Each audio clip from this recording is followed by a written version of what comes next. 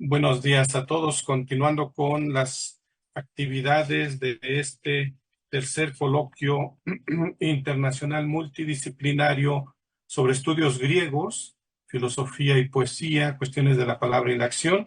Nos encontramos ahora en la mesa número 4, que será destinada en su mayoría a la temática como punto central sobre Aristóteles, y sobre él van a tener algunos puntos que van a desarrollar nuestros participantes el día de hoy. En primer lugar, tenemos a la maestra Claudia María Segiaro, de la Universidad de Buenos Aires y del Consejo Nacional de Investigaciones Científicas y Técnicas, el CONICET de Argentina. De igual manera, tenemos a Jesús Montiel Cabrera. Él es colega de aquí de la Facultad de Humanidades y la Facultad de Artes de la Universidad Autónoma del Estado de México. De igual manera tenemos a la maestra Odray Fabiola Espinosa Monetti y al maestro Oscar Frutis Guadarrama, también de aquí de la Facultad de Humanidades, de la licenciatura en Letras. Voy a leer unas breves líneas de la maestra Claudia Marisa Segiaro. Ella es licenciada y doctora en filosofía por la Universidad de Buenos Aires, investigadora adjunta del Consejo Nacional de Investigaciones Científicas y Técnicas, CONICET, docente de Historia de la Filosofía Antigua de la Facultad de Filosofía y Letras de la Universidad de Buenos Aires y de Introducción al Pensamiento Científico, ciclo básico común, Universidad de Buenos Aires. De igual manera, es autora de artículos en revistas especializadas en filosofía griega clásica, en su mayoría sobre distintos aspectos de la filosofía aristotélica. Les informo que tienen de 20 a 25 minutos para desarrollar su tema y dejamos un espacio para preguntas y reflexiones con los asistentes. Maestra Claudia, tienes el micrófono. Adelante. Hola, bueno, muchas gracias por la presentación y muchas gracias por este espacio. Y cualquier cosa, tengo abierto el chat por si me tienen que limitar con el tiempo o algo por el estilo. Bueno, mi trabajo es Filosofía y Pasiones en Aristóteles, hace una lectura articulada sobre los poetas, el político y el protréptico.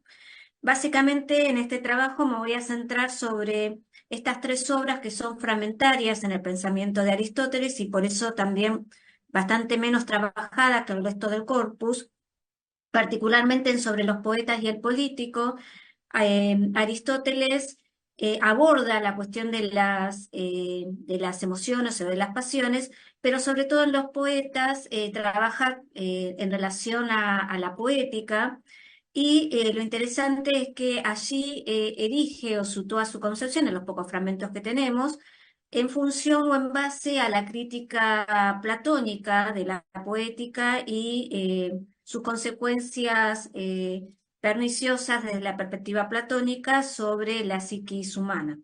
Entonces, mi interés es tomar estas obras y ver cómo a partir de la crítica a Platón se puede ir esbozando una noción, una concepción básicamente de las pasiones en Aristóteles, en estas obras que, como ya digo, son escasamente trabajadas, incluso por gente que trabaja mucho la poética y por gente que trabaja mucho los textos como política o ética nicomaquea, para después relacionarlo también con el protréptico y hacer como una especie de giro en relación con por ahí las temáticas que se están abordando acá, que es la relación entre las pasiones, pero más haciendo hincapié en la poética, en donde la noción central es la mímesis. Entonces, mi objetivo es mostrar cómo la filosofía también en su aspecto práctico es una forma de cuidado de sí que permite gobernarnos y tener un buen uso de las pasiones humanas, ¿sí? Esto a modo de colorario para no excederme demasiado y centrarme más bien en la noción de las pasiones en Aristóteles. Bueno, entonces, haciendo este preludio, paso a la lectura. En la serie de fragmentos 5 de Sobre los poetas, Aristóteles ilustra la importancia de la poética, especialmente de la tragedia y de la comedia, en relación con las pasiones humanas.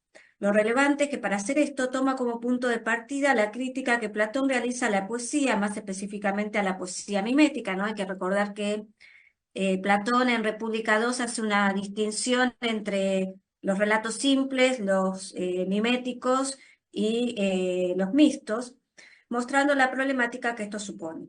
Este modo de proceder puede deberse a que se considera que este texto había sido un diálogo en el cual él mismo, ¿no? Aristóteles mismo, habría sido uno de los personajes. Dado esto, es razonable que en él se hayan presentado diferentes concepciones de las poéticas, entre ellas las platónicas. De hecho, es posible que Platón haya sido también un personaje. Esto a su vez podría ser un indicio de que Aristóteles podría estar haciendo un uso dialéctico de las creencias de Platón. El fragmento 5 cabe decir que se recupera a través de Proclo y muchos intérpretes consideran que el que hace un uso dialéctico de Aristóteles es Proclo, ¿no? Bajo esta perspectiva de lectura, la intención de Aristóteles sería poner de manifiesto las contradicciones existentes entre la concepción platónica de las pasiones, la postulación de la necesidad de reprimirlas y el modo en cómo Platón concibe su proyecto educativo en relación con esta cuestión.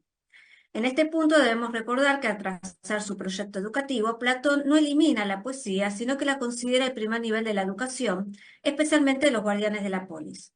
No obstante, considera que la mayor parte de los relatos que se contaban o circulaban en su época, especialmente los poetas consagrados como Homero y Hesíodo, no eran aptos para ser contados y debían prohibirse en su polis ideal. Si bien no nos vamos a centrar en este aspecto, cabe destacar 4 puntos por los que en general se suele considerar que Platón hace esta crítica a la poesía mimética. Es el producto de una inspiración o manía, su carácter mimético lo aleja de 2 grados de aquello que verdaderamente es la forma, razón por la cual son menos portadoras de verdad que la comprensión perceptiva de los concretos físicos. El tercero es que es peligrosa por el efecto que generan las emociones, que deben ser reprimidas. Todo esto en República, ¿no? Libro 2 y 3. Y en función de esto no es propio el desarrollo moral de los jóvenes. Proclo, en su comentario a la República, da una razón adicional que es sin duda central en el libro 2 República.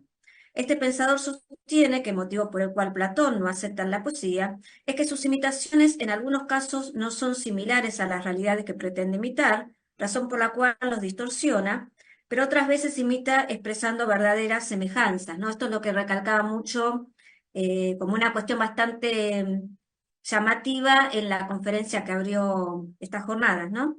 El primer caso sucede cuando los poetas imitan a los dioses, dándoles pasiones humanas que por su naturaleza no podrían tener.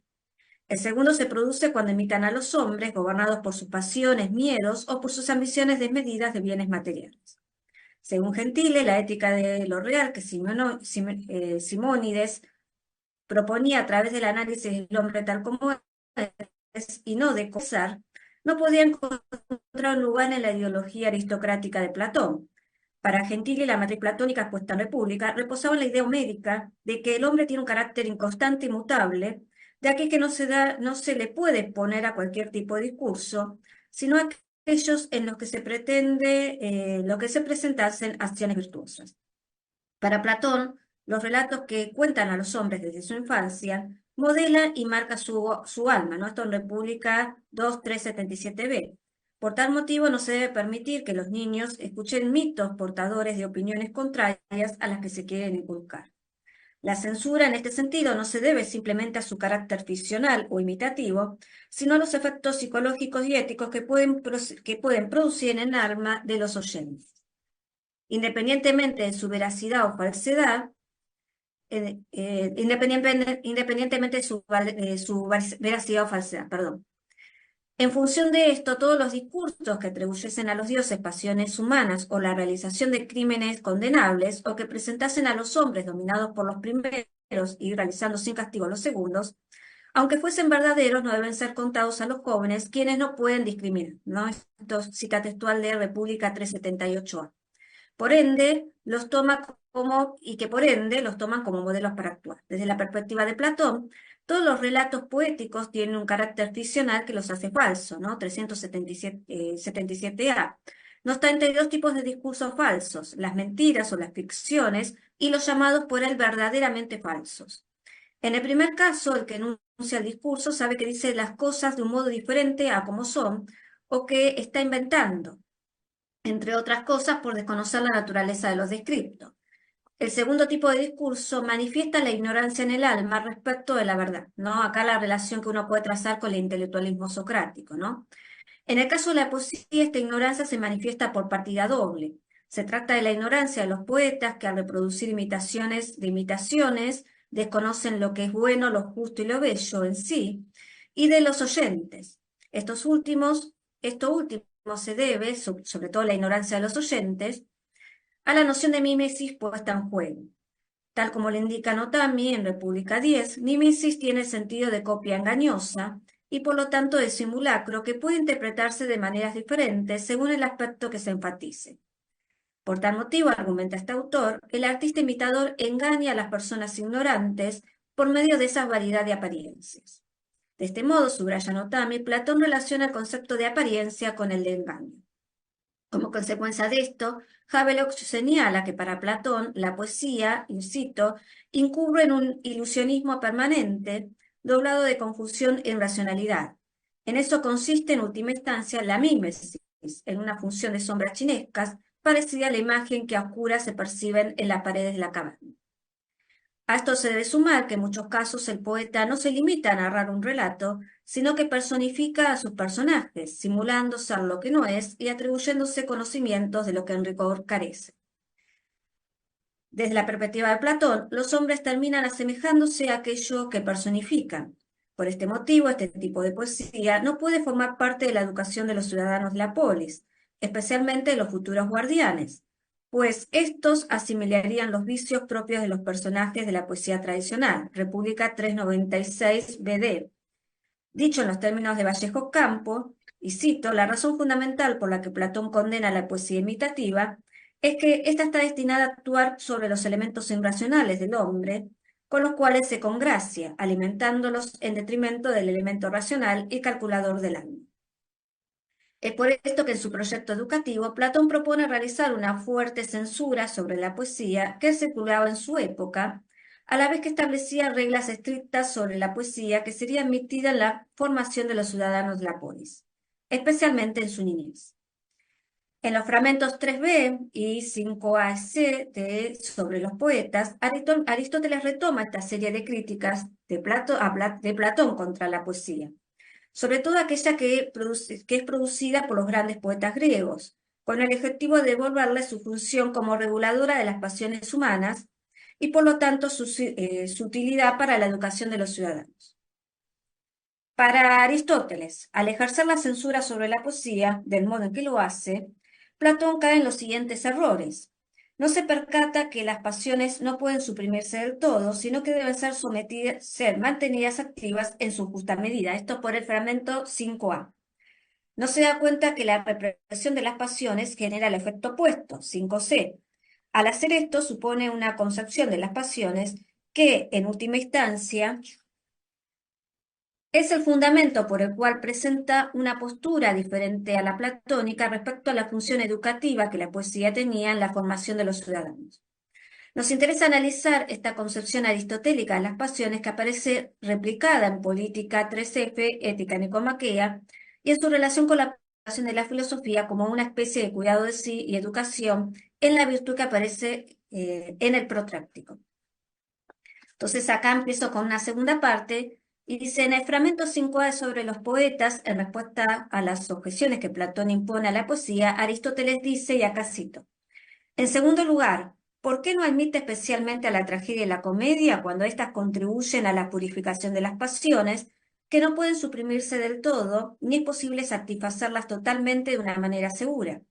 Pero las pasiones necesitan cierta activación en condiciones oportunas, que al llevarse a cabo cuando asistimos a los espectáculos de este género dramático, nos dejan para el futuro libres de toda perturbación proveniente de ella. De este pasaje nos interesa fundamentalmente la concepción de las pasiones que se supone. Así se enuncian dos tesis fundamentales. Uno, las pasiones no pueden suprimirse o reprimirse del todo. Dos, contrariamente a lo que piensa Platón, es necesario que éstas se activen de algún modo y una vez activas, aprender a moderarlas. La clave para entender estos dos puntos aparece en el fragmento 3F del Político en la edición de Roth, ¿no? Así Aristóteles habría sostenido, y cito, que las pasiones que nosotros pensamos que deben ser extirpadas no solo son naturales, sino que incluso nos han sido conferidas por la naturaleza como algo. En Política 7, 15, 130, 1334b, perdón, 22-24, indica esto mismo, manifestar que, cito, el coraje y la voluntad, e incluso el deseo, existen en los niños recién nacidos, pero el raciocinio y la inteligencia nacen naturalmente conforme avanza la edad. Y en Ética Eudemia 3.7, 1234a 30-35, agrega que muchas de las pasiones ayudan a desarrollar las virtudes, de modo que, así como, cito, la envidia contribuye a la injusticia, ya que las acciones que surgen de ella afectan a otros, la justa indignación promueve la justicia y el pudor la moderación.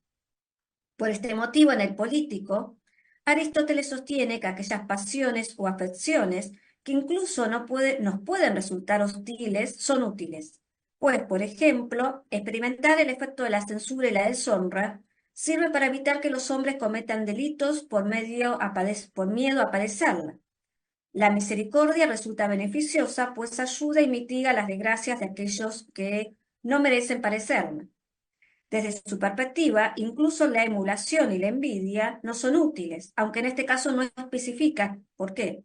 Mientras que perder por completo el miedo implicaría caer en una actitud de indulgencia respecto de nuestra propia vida.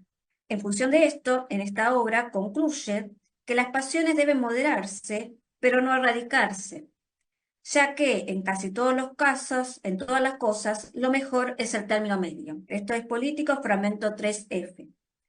Por tal motivo, creemos que Nussbaum señala que Aristóteles tiene una concepción normativa del papel de las emociones, ya que invita al cultivo de muchas emociones como parte valiosa y necesaria de las acciones virtuosas.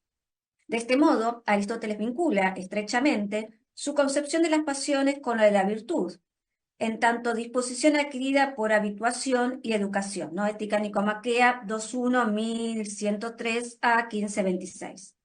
Para Aristóteles, la virtud no se define como lo opuesto a las pasiones o como su supresión, sino como el modo de ser, ahí disposición habitual sería mejor, en función del cual decimos que estamos bien dispuestos en relación con ellos. Esto es Ética Nicomaquea 2.5105b 25-26. Y en Magna Moralia también aparecen 2.7.1186a 33-34.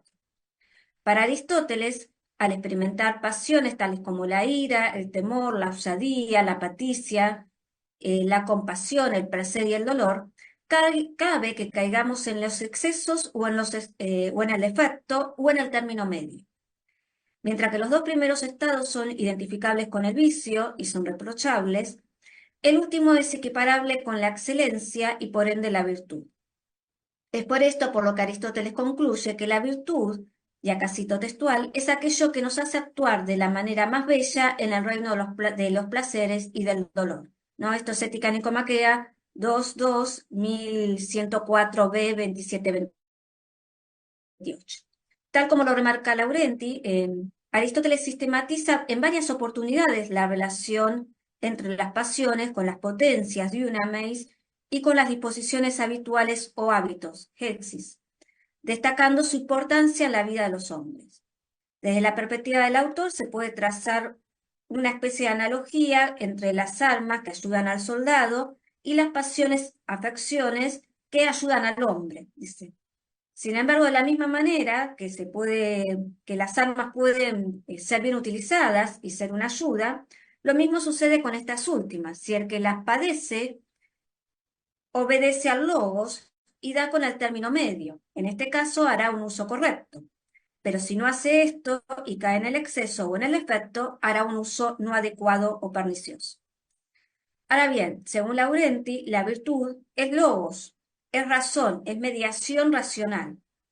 Por lo tanto, basándose en Política 1.2, 1253a 35-37, este autor sostiene ¿Qué es lo que hace que el hombre no se transforme en el ser más impío y salvaje y el peor de todos? Dicho en los términos de Newman, la represión promulgada por Platón podría producir en el mejor de los casos autocontrol, pero no virtud.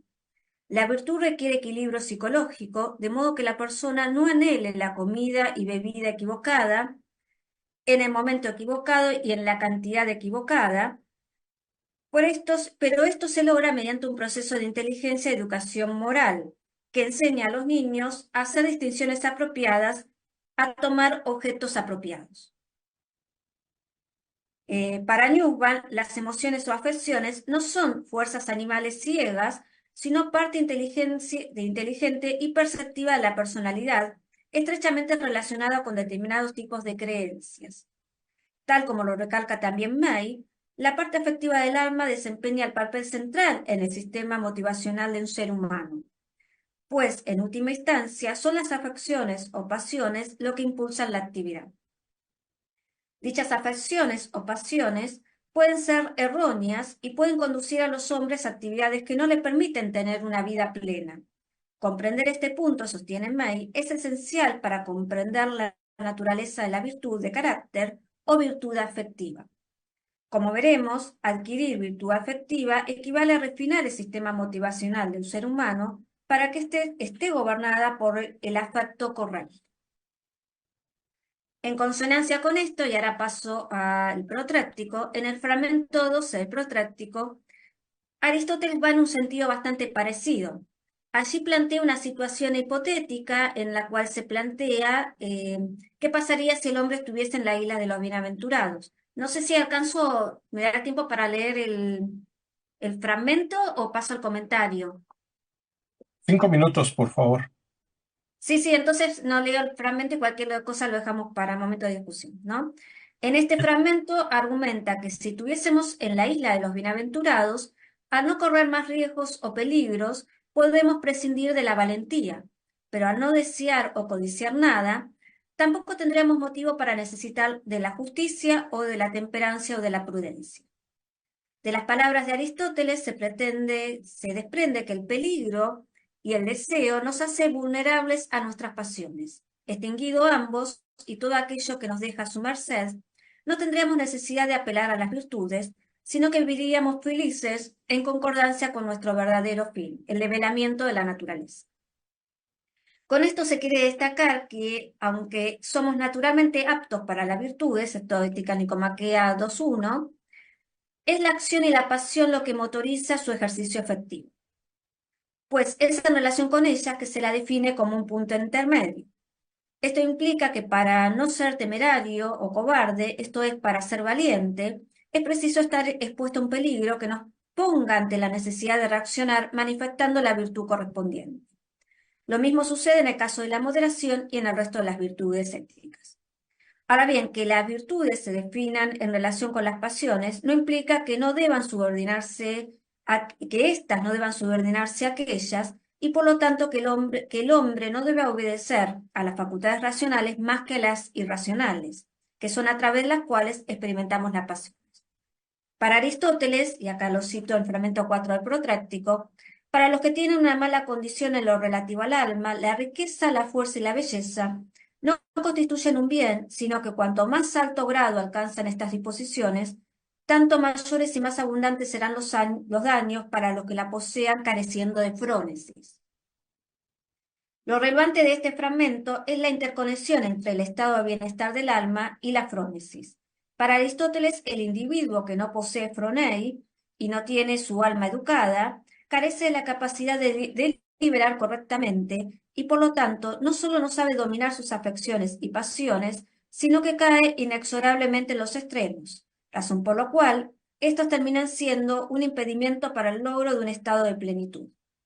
Es por esto por lo que la frónesis no solo es aquello por lo cual las cosas que poseemos llegan a ser verdaderos bienes, pues nos permiten hacer un uso bueno de ellas, sino que también es la virtud intelectual que determina el dominio de sí y es la causa del bienestar o buena disposición del alma. Ahora bien, en el fragmento 5 del Protráctico, Aristóteles establece que la frónesis se alcanza de aprender e investigar aquellas cosas cuyas posibilidades están comprendidas en la filosofía, razón por la cual es necesario filosofar sin dilación. Si bien en este fragmento Aristóteles no equipara aprender a investigar y filosofar, describe las dos primeras acciones como funciones de la filosofía, de modo tal que ambas se desarrollan plenamente mediante su ejercicio. De esta manera, si para poder discriminar qué es realmente bueno debemos ser sabios, y esto último presupone manzanas y cetáis, entonces necesariamente debemos filosofar. No obstante, en esta instancia, ambas cosas suponen una dimensión práctica, porque no se trata solamente de saber qué es lo bueno, conveniente, justo, en términos generales, sino de reconocer estas cosas en las acciones y elecciones particulares, es decir, de poder aplicar este saber a las diferentes instancias en las cuales hay que actuar y elegir. Es por esto por lo que en el fragmento 5 Aristóteles define a la filosofía como, y cito, la adquisición y uso de la sabiduría, y en el fragmento 2 la describe como una ciencia rectora que prescribe cómo se debe actuar, razón por la cual constituye el verdadero bien para el hombre. La filosofía se transforma de este modo en el cuidado de sí y en el cultivo de las virtudes. Fragmento 34. Para Aristóteles, si el alma es mejor que el cuerpo, y las artes y saberes que tienen como objeto el cuerpo son la medicina y la gimnasia, es evidente que también hay un cierto cuidado y un arte que tiene por objeto el alma y las virtudes del alma y que somos capaces de adquirirlas. Y con esto ya voy cerrando. Para Aristóteles, la filosofía, 1, trata sobre lo que se debe o no hacer, esto es el fragmento 2 del Protráctico. 2, es un tipo de saber que nos permite actuar políticamente con rectitud y vivir nuestra propia vida provechosamente. Fragmento 8 también del Protráctico. 3, tiene un carácter rector y por lo tanto permite estar en posesión de la rectitud de juzgar. Esto también por el fragmento 8 y 9. Y esto implica que es el empleo correcto de la razón y nos permite contemplar el bien en su totalidad. Fragmento 9. Como consecuencia de esto, el sabio, aquel que se consagra a la filosofía y vive con rectitud, no es aquel que no experimenta sus afecciones o emociones, sino el que sabe sobrellevarla en su justa medida y en el momento y contexto adecuado. De él se puede decir que posee una buena disposición anímica, esto es la capacidad de poder disponer de las afecciones o pasiones naturales, pero irracionales, del modo correcto y por lo tanto vivir plenamente. De allí que en el fragmento 9, y con esto cierro, Aristóteles concluye que la filosofía es la única que puede utilizar y ordenar todo en concordancia con la naturaleza, razón por la cual hay que filosofar de todas las formas posibles, ya que solo la filosofía comprende en sí misma el juicio y la sabiduría que da órdenes sin error. Muchísimas gracias. Muchas gracias, maestra Claudia Segiaro, por tu participación. Vamos a dejar los comentarios y las preguntas para el final. Y ahora le damos paso a Jesús Montiel Cabrera. Él es licenciado en Filosofía por la Universidad Autónoma del Estado de México, de la Facultad de Humanidades. También es maestro en Estudios Visuales por la Universidad Autónoma del Estado de México, en la Facultad de Artes. Tiene un diplomado en Historia del Arte con énfasis en imagen, igualmente por la Universidad Autónoma del Estado de México, en la Facultad de Arquitectura y Diseño, y ha sido ponente en diversos coloquios estatales y nacionales. La ponencia de Jesús Montiel Cabrera se titula El papel de las imágenes y la poesía en la propuesta educativa de Aristóteles. Maestro Jesús, tienes 25 minutos para tu participación. Muchas gracias. Gracias. ¿Sí se escucha bien? Ok, gracias. Bien, comienzo. Tratar sobre una propuesta educativa como tal puede generar varios equívocos. Ello debido a que varios filósofos antiguos, desde Platón a Aristóteles, no dejaron escritos o programas educativos como los conocemos hoy en día, principalmente porque la educación que ellos fomentaban también se distancia de los fines y los medios de nuestra educación actual. Y es importante recalcar que sus ideas educativas respondían directamente a sus propuestas filosóficas, políticas e incluso epistemológicas y metafísicas. Asimismo, es importante tener cuidado al emplear la palabra poesía, pues en la antigüedad no tenía la misma significación que tiene hoy e iba más allá de definir un género literario e implicaba de manera más amplia la creación o poiesis, en la cual podrían incluirse la epopeya, la poesía trágica, comedia, aulética, citarística, etcétera. Teniendo en cuenta estas especificaciones, es necesario plasmar algunas generalidades sobre la relación entre poesía, educación y Estado o polis. Es de sobra conocido que la poesía fue durante mucho tiempo la principal herramienta educativa del mundo griego, desde la época arcaica hasta la clásica, y testimonio de ello es la importancia de Homero en la paideia griega, cuya influencia es tan amplia que Platón la reconoce y también la critica.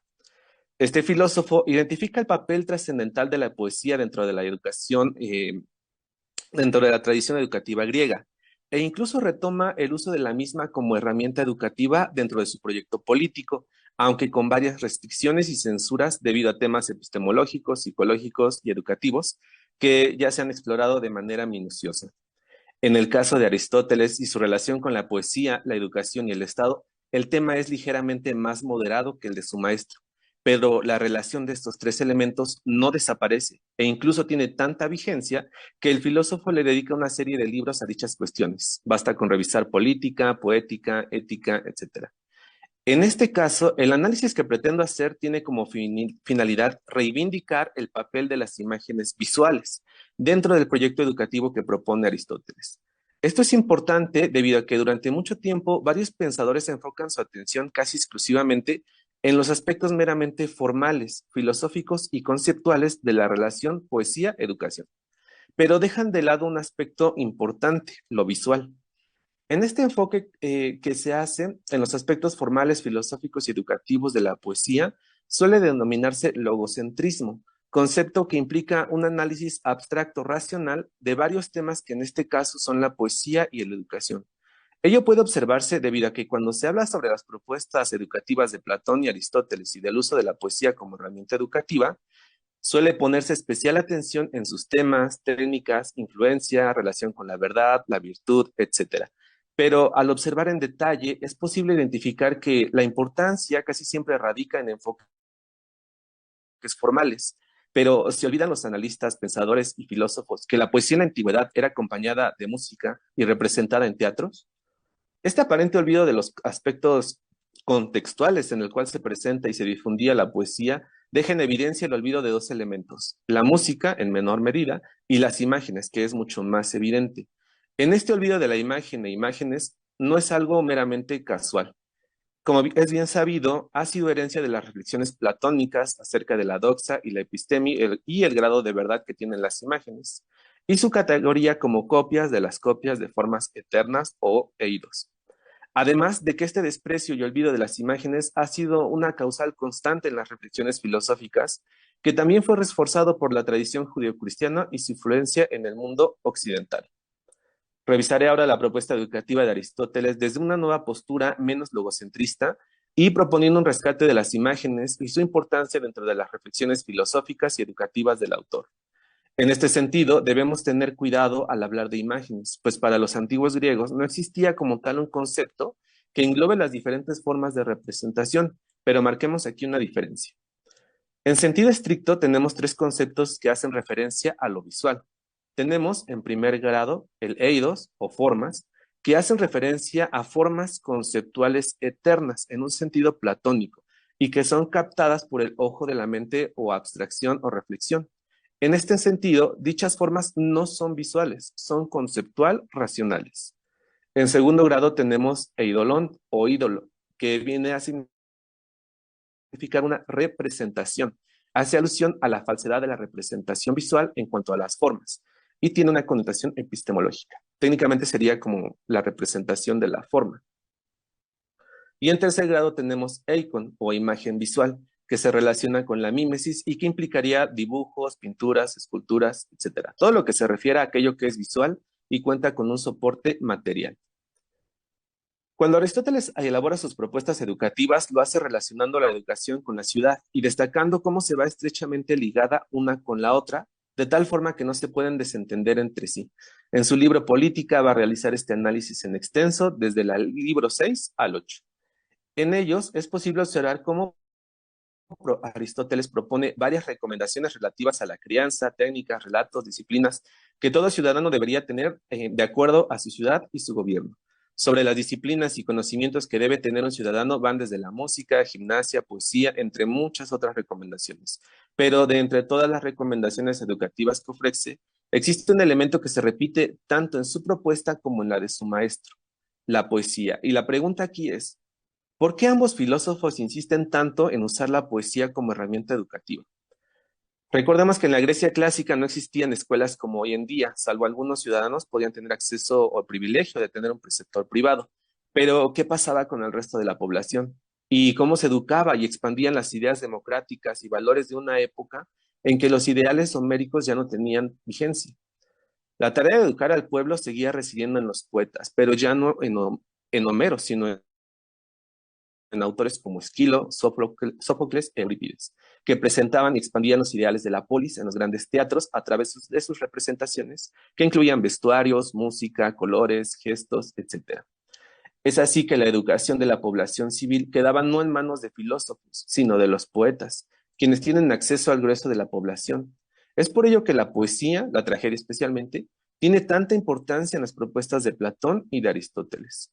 Cuando Aristóteles retoma la poesía, es más mesurado en cuanto a su postura. Primeramente, no censura a los poetas como lo hace Platón, y ello se debe a que para Aristóteles la poesía no posee connotaciones epistemológicas o noceológicas directas. Más bien reconoce en ella una herramienta pedagógica para la educación de los ciudadanos que obedece a sus formas de gobierno. Aunque cuando lleva a cabo el análisis de la ciudad ideal, retoma esta herramienta para sus propios fines políticos y educativos. Por tanto, durante el libro 8 se encarga de escribir lo ideal desde su perspectiva, sin desconocer el valor de la poesía como medio pedagógico por excelencia dentro de las polis griegas. Mientras que Platón critica a varios poetas que van desde Homero hasta los poetas trágicos en su calidad de falaces, ilusorios, desconocedores de la virtud, la verdad, Aristóteles muestra una postura más mesurada. En cuanto a Homero, reconoce en él lo propio y no lo encasilla como un poeta falaz o desconocedor. En realidad reconoce su calidad temática de acuerdo a lo que escribe, la epopeya. Deja patente dicha observación en Poética 13, 1460a, diferenciando entre lo maravilloso, que es característico de la epopeya, y la tragedia, que se identifica más presentando lo posible y lo verosímil. Es así que, de principio, es posible ver que no realiza un ataque o crítica mordaz a los poetas, sino que reconoce sus diferencias técnicas, fines y utilidades. El hecho de que Aristóteles retome la poesía, y especialmente la tragedia, responde, como ya mencioné, a su contexto histórico-social, pero ello no significa que deje que los poetas tomen el control a su antojo de la educación y que los ministros se desentiendan de su regulación. Ya desde los libros 6 y 7 de Política deja claro el papel de vigilar y administrar la educación por parte del Estado para lograr los fines de toda ciudad, la eudamonía, a la cual se llegará por medio de la virtud, misma que solo es posible alcanzarla a través de la educación. De todas sus propuestas educativas y nocionológicas existen varios estudios al respecto, pero destaquemos el papel de lo visual en su propuesta educativa, que tiene por herramienta la poesía y especialmente la tragedia. Aristóteles reconocerá en la poesía y la música su capacidad de influenciar en el carácter humano, y no es por razones místicas, religiosas o sagradas, es por la simple condición y naturaleza humana, pues identifica que en el humano sus capacidades racionales y sensoriales trabajan de manera conjunta y una depende de la otra. Ya desde el libro 1 de la metafísica comienza a rescatar la importancia de lo visual y su relevancia tanto como para conocer como para aprender. Y cito: todos los hombres por naturaleza desean saber, señal de ello es el amor a las sensaciones. Estas, en efecto, son amadas por sí mismas, incluso al margen de su utilidad y más que todas las demás, las sensaciones visuales. Y es que no solo en la orden a la acción, sino cuando no vamos a actuar, preferimos la visión a todas, digámoslo, a las demás. La razón estriba en que esta es de las sensaciones la que más nos hace conocer y muestra múltiples diferencias. Fin de cita. Si la vista proporciona conocimientos al unirse a las actividades racionales y abstractas, ¿no será posible deducir que no solo conocemos por la vista, sino que también aprendemos mejor cuando hay una imagen visual? Y la poesía, especialmente la tragedia, de la que habla Aristóteles, ¿No es acaso una representación teatral que usa colores, máscaras, escenarios, voz, música? Incluso cuando regresa a la política, es posible observar que insiste en el aspecto de importancia de lo visual. Y cito, por ejemplo, si uno disfruta contemplando la imagen de alguien, no por otro motivo, sino por su propia forma, forzosamente será para él un placer a la vista de aquel cuya imagen contempla. Y ocurre que en las demás sensaciones no hay imitación ninguna de los estados morales. Por ejemplo, en las de tacto y el gusto, pero en las de la vista la imitación es ligera. Hay en efecto figuras con tales efectos, pero en escasa medida, y no todos participan de tal sensación. Además, no son imitaciones de los caracteres, sino que las figuras y colores presentan más bien signos de esos caracteres, y estos signos son expresión corporal de las pasiones. En Política 8.340. Fin de cita. Así también en Poética 4.448b muestra la importancia de la representación visual. Y cito, y también es causa de esto que aprender agrada muchísimo no solo a los filósofos, sino igualmente a los demás, aunque lo comparten escasamente. Por eso, en efecto, disfrutan viendo las imágenes, pues sucede que al contemplarlas aprenden y deducen qué es cada cosa. Fin de cita. De la misma forma, en Ética Nicómaco resalta el papel de lo visual en el libro 10, en 1176a. En este sentido, la poesía a la que alude Aristóteles no hace referencia únicamente a su lectura, recitación o contemplación. Es una suma de factores que reconocen la interacción de elementos a las que Platón ha censurado severamente: imágenes, música, poesía. Incluso ante lo feo o desagradable a nivel literario, asesinato u otras malas acciones, y visual, Aristóteles muestra una actitud mucho más abierta, pues si bien restringe la edad para que los jóvenes conozcan dichas obras literarias y visuales, no las elimina o censura de manera tajante. En cambio, recomienda que los jóvenes accedan a estas obras cuando puedan distinguir entre lo preferible y lo vil o inadecuado. Ello lo expone en el libro 8 de la Política, en 1336a. E incluso lo que se denomina feo o grotesco no queda exento de ser conocido o visto, como lo deja patente tanto en la poética como en su escrito Partes de los animales. Y cito, pues hay seres cuyo aspecto real nos molesta, pero nos gusta ver su imagen ejecutada con la mayor fidelidad posible. Por ejemplo, figuras de los animales más repugnantes y cadáveres. Esto lo dice en Poética 4, 1448b. Así como también deja patente la importancia de la representación visual de lo feo o grotesco en Partes de los animales, en el libro 1, en 645a, en donde nos menciona que a pesar de que un animal nos parezca feo, encontramos en él conocimiento. Por ende, no es un ser despreciable o incompleto, solamente es feo en su relación a la forma. Si la poesía de la que habla Aristóteles no es meramente abstracta, racional, sino que depende en gran medida de su representación visual para ser aprendida y conocida, eso se debe a que la poesía, a la tragedia en especial, es imitación y no solo de actos, también de imágenes. Y la imitación es la forma más natural que el humano tiene para aprender. Tan solo véase cómo los bebés humanos aprenden los movimientos, el habla, costumbres y hábitos de sus familiares por imitación, más que por elementos abstractos racionales.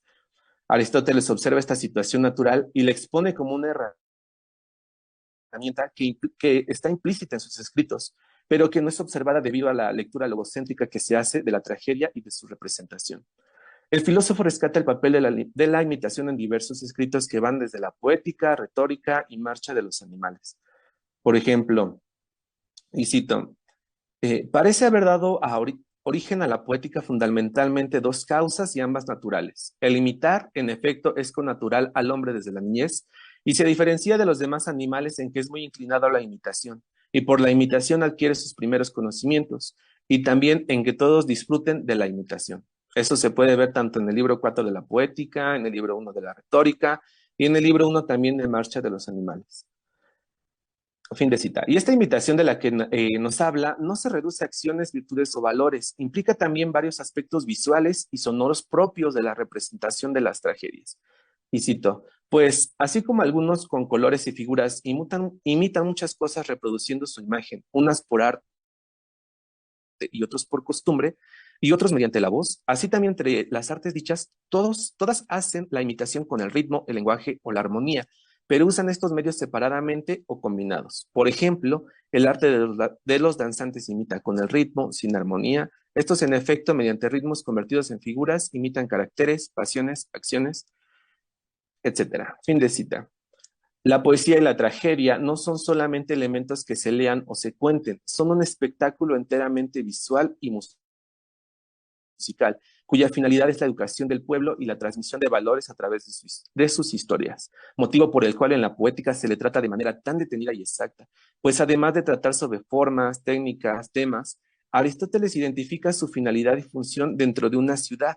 Como es bien sabido, para él dicha finalidad es causar una catarsis de compasión y temor, que solo es provocada por una buena técnica del poeta mediante la peripecia y la ignición, de la cual se habla en extenso en el libro 9.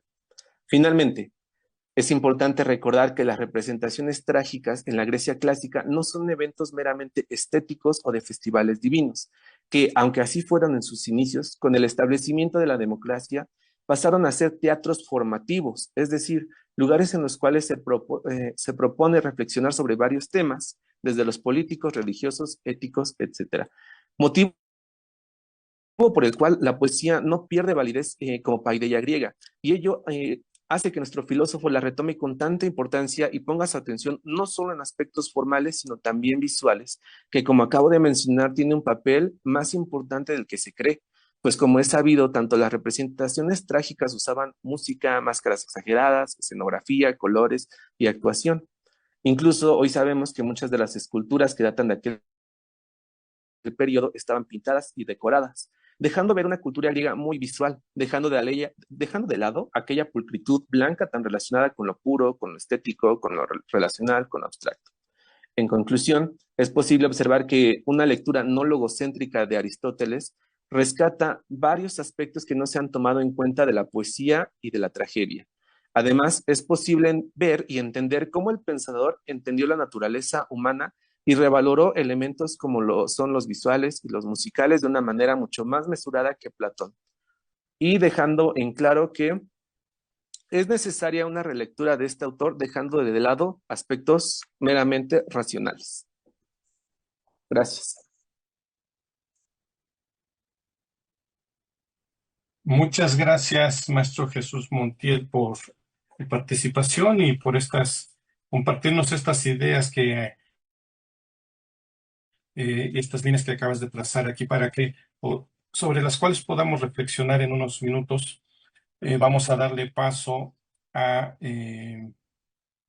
Odray Fabiola Espinosa Monetti y la maestra Odray Fabiola Espinosa Monetti y el maestro Oscar Frutis Guadarrama, quien me avisó que tenía por allí algún pendiente que tratar. Es comprensible y ellos, la maestra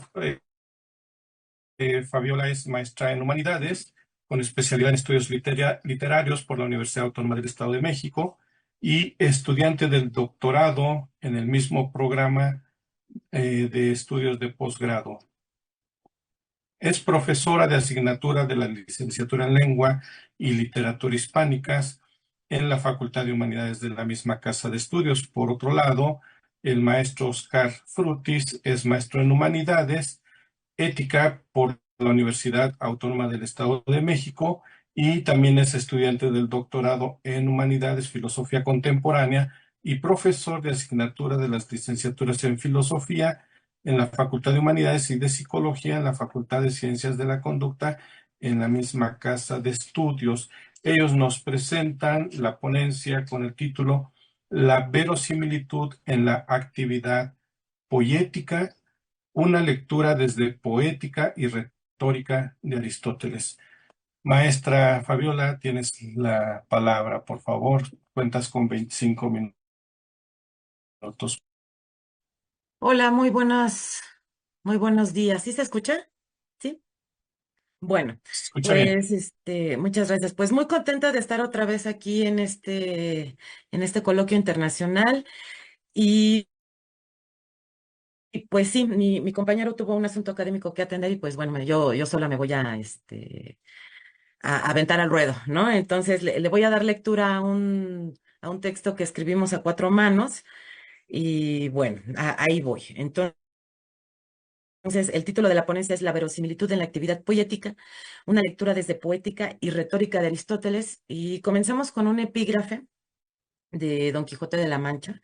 Y el epígrafe también le quiero dar lectura porque dice lo siguiente. ¿Qué gigantes? Dijo Sancho Panza. Aquellos que allí ves, respondió su amo, de los brazos largos que los suelen tener algunos de casi 2 leguas.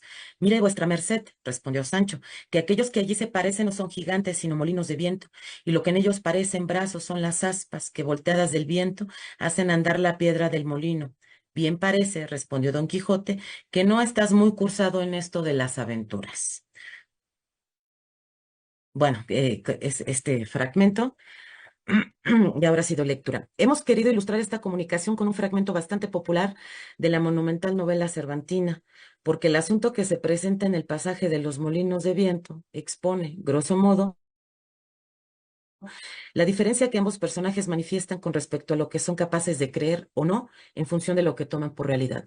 Es decir, que la probabilidad de que sean gigantes y no molinos es aceptada por Don Quijote, pero no por su escudero, para quien se trata de molinos, pues guiándose por su experiencia de vida, no admite la existencia de seres de tamaño mayúsculo, mientras que para el caballero andante, la presencia de brujos, gigantes y demonios es perfectamente creída y hasta normal y justificada. Como el título lo indica, es nuestro deseo realizar una serie de reflexiones a partir de la identificación del concepto de lo verosímil en 2 teorías importantes de la vasta producción aristotélica, la poética y la retórica, con la finalidad de determinar el modo de ser de la emergencia de lo verosímil con respecto de lo verdadero en el seno de ambos textos. En este sentido y de manera muy general, hay que establecer que para Aristóteles la poética, cito, se concibe activamente, poiesis, el proceso real de composición es la activación, la puesta en obra de la poética. Fin de cita. Tomada tanto de manera genérica como para referir sus especies, es decir, epopeya, tragedia, comedia, ditirambo, y demás manifestaciones incluidas dentro de una misma serie, la artística verbal, en el contexto del filósofo. La retórica, por su parte, cito, no pertenece a ningún género definido, sino que le sucede como a la dialéctica, y asimismo que es útil y que su tarea no consiste en persuadir, sino en reconocer los medios de convicción más pertinentes para cada caso. Fin de cita. Así, la poética se centra en un tipo específico de discursos, aquellos que producen fábulas y generan catarsis mediante el ejercicio de la mímesis, además de que suelen estar acompañados de elementos musicales. La retórica, al ser una práctica común a todas las disciplinas, o sea, transversal y sin pertenecer a ningún campo único categorial, se relaciona con todo tipo de discursos, aunque como bien se sabe en el siglo IV a.C., la retórica se ocupó de asuntos públicos de tipo judicial preferentemente. Como se observa, tanto la poética como la retórica tienen en común la atención excesiva que le prodigan a los discursos, mas también coinciden en que la verosimilitud es un rasgo fundamental, como se verá líneas adelante, que coadyuva en su configuración. Adicionalmente, la verosimilitud ha hecho las veces de criterio ordenador de discursos, lo que ha repercutido en el establecimiento y en la organización de los diferentes campos del conocimiento humano. La filosofía permanecido hermanada con la verdad, mientras que los discursos que no están orientados a la esfera de la realidad inmediata han sido clasificados dentro de la poética o incluso en la manía, tal como hizo Platón en el Fedro o en Ión, al asociar la actividad poética con la locura inspirada por las musas. La verosimilitud ha resultado históricamente fundamental en el establecimiento de campos de estudio y de la naturaleza de las diferentes disciplinas. En un polo, la filosofía y la ciencia se ocupan de la realidad mediante un lenguaje claro, apegado a ella, unívoco, y por otro, la actividad poética atiende el campo de las apariencias a través de una expresión opaca, multívoca y plurisignificativa. Así, las primeras, es decir, la filosofía y la ciencia, trabajan con lo que es, cito, de Manuel Asensi en Literatura y Filosofía. Su objetivo estará constituido por una determinada concepción del mundo y de la realidad y por un lenguaje transparente y no retórico, fin de cita. En tanto, la segunda, la poética, manifiesta, cito del mismo autor, otra actitud que se cuida de las apariencias, de los fingimientos de un mundo que puede ser, pero que en su misma posibilidad encubre la mentira, el error o simplemente la falsedad, fin de cita.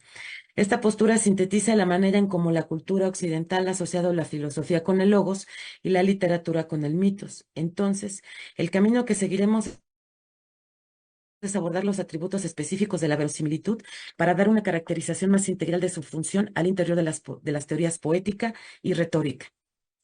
La verosimilitud, una categoría que se desplaza, que tenemos como subtítulo. La noción de verosimilitud ha mantenido un uso extendido desde la antigüedad, pero conforme la historia de las ideas ha provisto de diversas investiduras a cada época. Este concepto, al igual que muchos otros como poética y retórica, ha sufrido transformaciones y adaptaciones.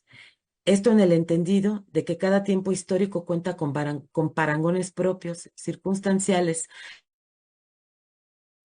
podríamos decir, de lo que se considera lo real y de lo que no lo es, pues citan, y esta es de José María Pozuelo y Bancos en su Poética de la Ficción, la representación de la realidad viene sujeta al modelo de mundo del que una cultura parte.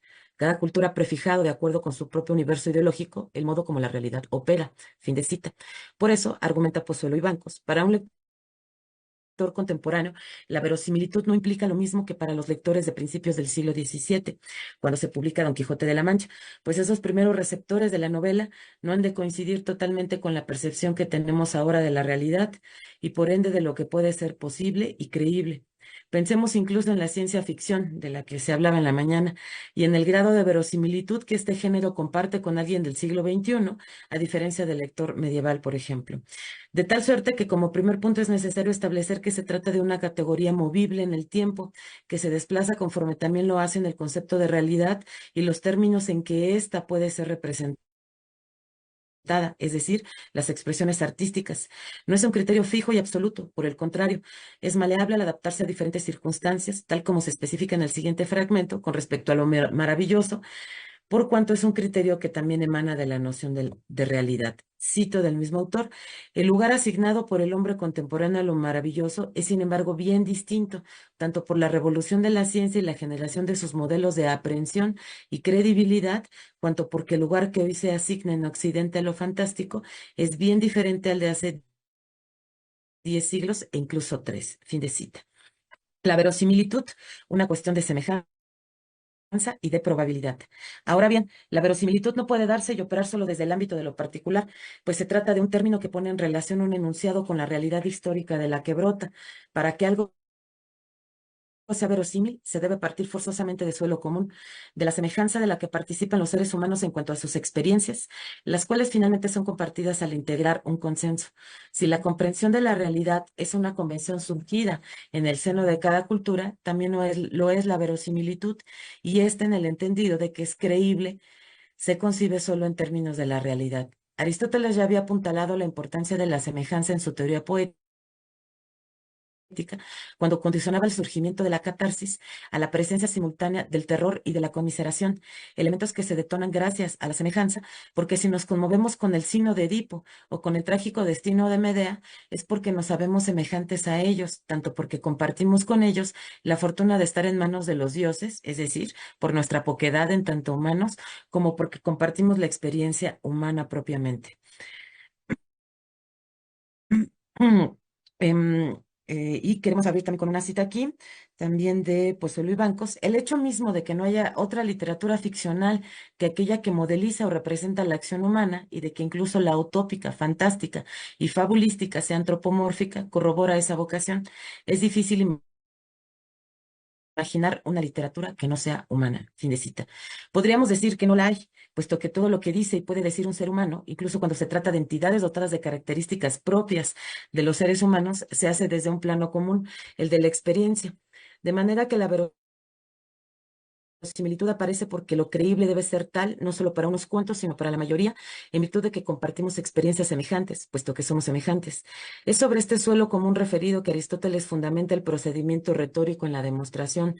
Habrá que decir antes que el entimema es el silogismo retórico mediante el cual se prueba, por ejemplo, en el caso del género judicial, identificado por Aristóteles, la inocencia y la culpabilidad de alguien, en ausencia de los hechos que la demuestren.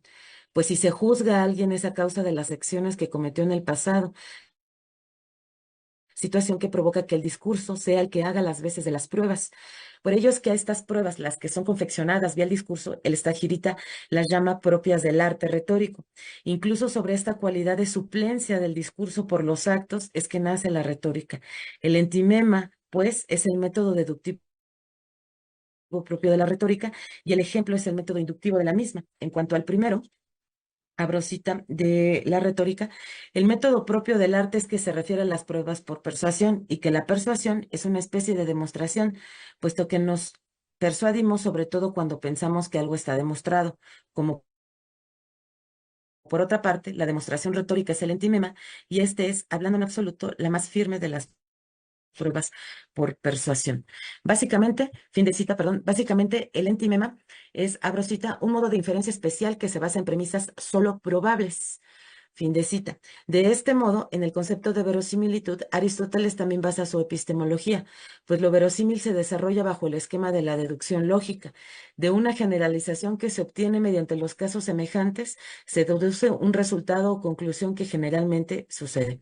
Así, lo probable está basado en lo que puede suceder y de hecho sucede la mayoría de las veces, aunque no esté sucediendo en este preciso momento. Por esa razón es que es creíble que pueda suceder porque ya antes ha sucedido y en común se ha podido constatar. Así pues, abro cita también de la retórica. En cuanto a cuál es la diferencia entre el ejemplo y el entimema, está claro por los tópicos, pues allí se ha tratado ya del silogismo y de la inducción, que demostrar a base de muchos casos semejantes es ahí una inducción y aquí un ejemplo. Mientras que obtener dadas ciertas premisas algo diferente de ellas por ser tales premisas, universalmente o la mayor parte de las veces, tal como son, eso se llama allí silogismo y aquí entimema. Me interrumpo porque me causa mucha gracia que el tamalero me está haciendo la música de fondo. Bueno, pues hay que entender estas situaciones. El entimema, por lo tanto, está sustentado por lo probable en el sentido de lo que, de lo que sucede en el común de los casos concretos parecidos o semejantes entre sí. Sin embargo, lo probable también solo puede ser de ese modo cuando se ajusta a la opinión común o generalizada sobre algo en particular, es decir, sobre el consenso de la doxa, la cual valida de alguna manera lo que es probable y creíble en el marco de una cultura. Y a pesar de su carácter práctico, la probabilidad dota de validez epistemológica a los enunciados verosímiles. Por cuanto a la poética se refiere, Aristóteles le otorga una dimensión estética a la verosimilitud al volverla actividad imaginativa y con ella establecer la diferencia que mantiene respecto de la historia, pues, cito de la poética, también resulta claro que por lo expuesto, que no corresponde al poeta decir lo que ha sucedido, sino lo que podría suceder, esto es, lo posible según la verosimilitud o la necesidad. En efecto, el historiador y el poeta no se diferencian por decir las cosas en verso o en prosa, pues sería posible versificar las obras de Heródoto y no sería menos historia en verso que en prosa. La diferencia está en que uno dice lo que ha sucedido y el otro lo que podría suceder. Por eso también la poesía es más filosófica y elevada que la historia, pues la poesía dice más bien lo general y la historia lo particular. Incluso, como puede notarse en la cita anterior, lo verosímil funge como pauta para la organización de materias en tanto disposiciones discursivas. Huelga decir que en la tradición la verosimilitud no puede disociarse de la literatura en tanto es la categoría que mejor explica la condición ficcional de la disciplina. Como se ha insistido a lo largo de la historia de la poética, la ficción es una marca que evidencia la presencia de lo literario, aunque a decir de Pozzolo y Bancos existen ficciones que no son literarias. Em, entonces, mediante el planteamiento de la cualidad de verosímiles de los textos literarios, se les exime de adecuarse forzosamente al binomio verdad-falsedad, evitando así una necesaria comprobación de este tipo de enunciados en la realidad. No se puede hablar de verosimilitud si no se integra en su espectro de significación la noción de mímesis, fruto también de los planteamientos aristotélicos en la poética y que no voy a citar ahora a Aristóteles porque el compañero anterior citó el mismo fragmento. Entonces, voy a seguir. La imitación es una actividad que el ser humano lleva a cabo porque está en su naturaleza hacerlo y porque hay en ella algo que produce que los individuos se asocien entre sí, algo diríamos de civilizatorio en la medida en que la imitación precisa de un consenso sobre lo que ha de entenderse por realidad y un consenso requiere de la presencia de un sujeto adicional al que imita, es decir, de alguien que reconozca la imitación como tal, justo porque ambos sujetos se han puesto de acuerdo de algún modo sobre lo que reconocen en la medida de sus posibilidades como referente común. Am, La imitación en la teoría poética se considera elemento diferenciador del género humano, vocación que lo particulariza y al mismo tiempo lo distingue del resto de animales. En este tenor, si la imitación, que es condición de toda actividad artística, es propia del ser humano, también lo es la verosimilitud. Am, por lo tanto, el ser humano no solo posee una vocación de producir actividades miméticas, sino también a la distinción entre lo que es verdad y lo que es verosímil, partiendo igualmente de la experiencia común y de lo que la mayoría tiene por tal. Es en esta especie de abanico de facultades propias de la humanidad que Aristóteles identifica una tendencia natural de los individuos a engendrar discursos que no necesariamente deben dar cuenta de la realidad o explicarla, sino que solo parten de ella porque no puede ser de otro modo. Aunado a lo anterior, así como existen hechos no verdaderos que son verosímiles, también existen hechos verdaderos que igualmente son verosímiles. Como consecuencia, la verosimilitud no aparece en función de la fórmula verdad no verdad, sino de la posibilidad y por ende de la credibilidad. Esto es que solo creemos en lo que nos parece verosímil independientemente de su condición de verdad o de ausencia de ella. Y me voy a ir más rápido porque ya vi que ya me apremia el tiempo. Y quiero nada más, por último, mencionar la relación entre verosimilitud y necesidad. Esta necesidad entendida a partir de la poética como, pues sí, también lo que no puede ser de otro modo. Pero tengo aquí una cita que lo ilustra. La inteligibilidad del relato y su lógica causal, su ordenación y composición es la que crea el espacio de lo verosímil. La teoría de la causalidad es rango del verosímil y condición indispensable del mismo. Esa cita también pertenece a José María Porzuelo y Bancos. Y ya voy terminando. De tal suerte que lo creíble dependerá de la relación causa-efecto, como se ha dicho a propósito del ejemplo y del entimema. Lo verosímil, por tanto, es producto de lo racionalmente lógico y posible, aún dentro de la ficcionalidad, pues es posible que Odiseo regrese a Ítaca como efecto de su partida, así como también es posible, en el marco de la autorreferencialidad, que lo haga después de 20 años y después de atravesar los obstáculos más peligrosos. En este entendido, se puede decir que el mismo texto crea su referente, la verosimilitud con respecto a él, esto es, sus causas y efectos, y muy importante, sus posibilidades. En resumidas cuentas, y ya voy a terminar. En pocas palabras, Sancho Panza no se persuade de lo que tiene ante la vista sean gigantes, no se persuade de que lo que tiene ante la vista sean gigantes a los que es preciso enfrentar, porque no ha sido influido por las historias de caballería, discursos específicos que se han contagiado de sentido a Don Quijote, quien en su mixtura incluye tanto a su entorno inmediato como a los referentes típicos del género que ha leído, es decir, que su criterio de verosimilitud se ha visto alterado y extendido de alguna manera como para que le resulten creíbles situaciones de la vida cotidiana, como las que pertenecen a un plano que se rige por los universos ficcionales convocados por las novelas caballerescas. Muchas gracias. Eh, Fabi, tienes todavía algunos minutos, no sé si los Ah, quieres utilizar. Sí, es que no bien, quise sí, sí. interrumpirte. Llevas 18 minutos, aquí llevo el contador, entonces, Ay, bueno, muchas sí, gracias. Pues pues, solamente em, para ser justos con la repartición del tiempo. recuperar también esta idea de la necesidad que me parece bien interesante porque en algún momento también Aristóteles dice que se le llama verosimilitud o necesidad, es decir, que la necesidad y la verosimilitud de alguna manera también asegura, pues isotópicamente, semáticamente, el sentido del propio texto, ¿no? Es decir, que la verosimilitud le otorga las posibilidades también de sentido al propio texto y en este sentido también su posibilidad de interpretación, ¿no? Porque el lector reconoce como verosímil lo que el autor le propone en este sentido como tal. Y quisiera nada más apoyar lo que estoy diciendo con una cita que dice lo siguiente: es verosímil aquello que resulta claramente posible en un contexto determinado, es decir, aquello que independientemente de que sea o pudiera ser verdadero o falso, se acomoda en el lugar o en el sentido a los que se incorpora sin mostrarse ante el receptor como el efecto de un decir. Es un sentido. Y esto es básicamente lo que es la necesidad, lo que se incorpora sin mostrarse ante el receptor, como el efecto de un decir. Y pues sí, muchas gracias. Hasta aquí lo dejaría y muchas gracias por el bonus de tiempo.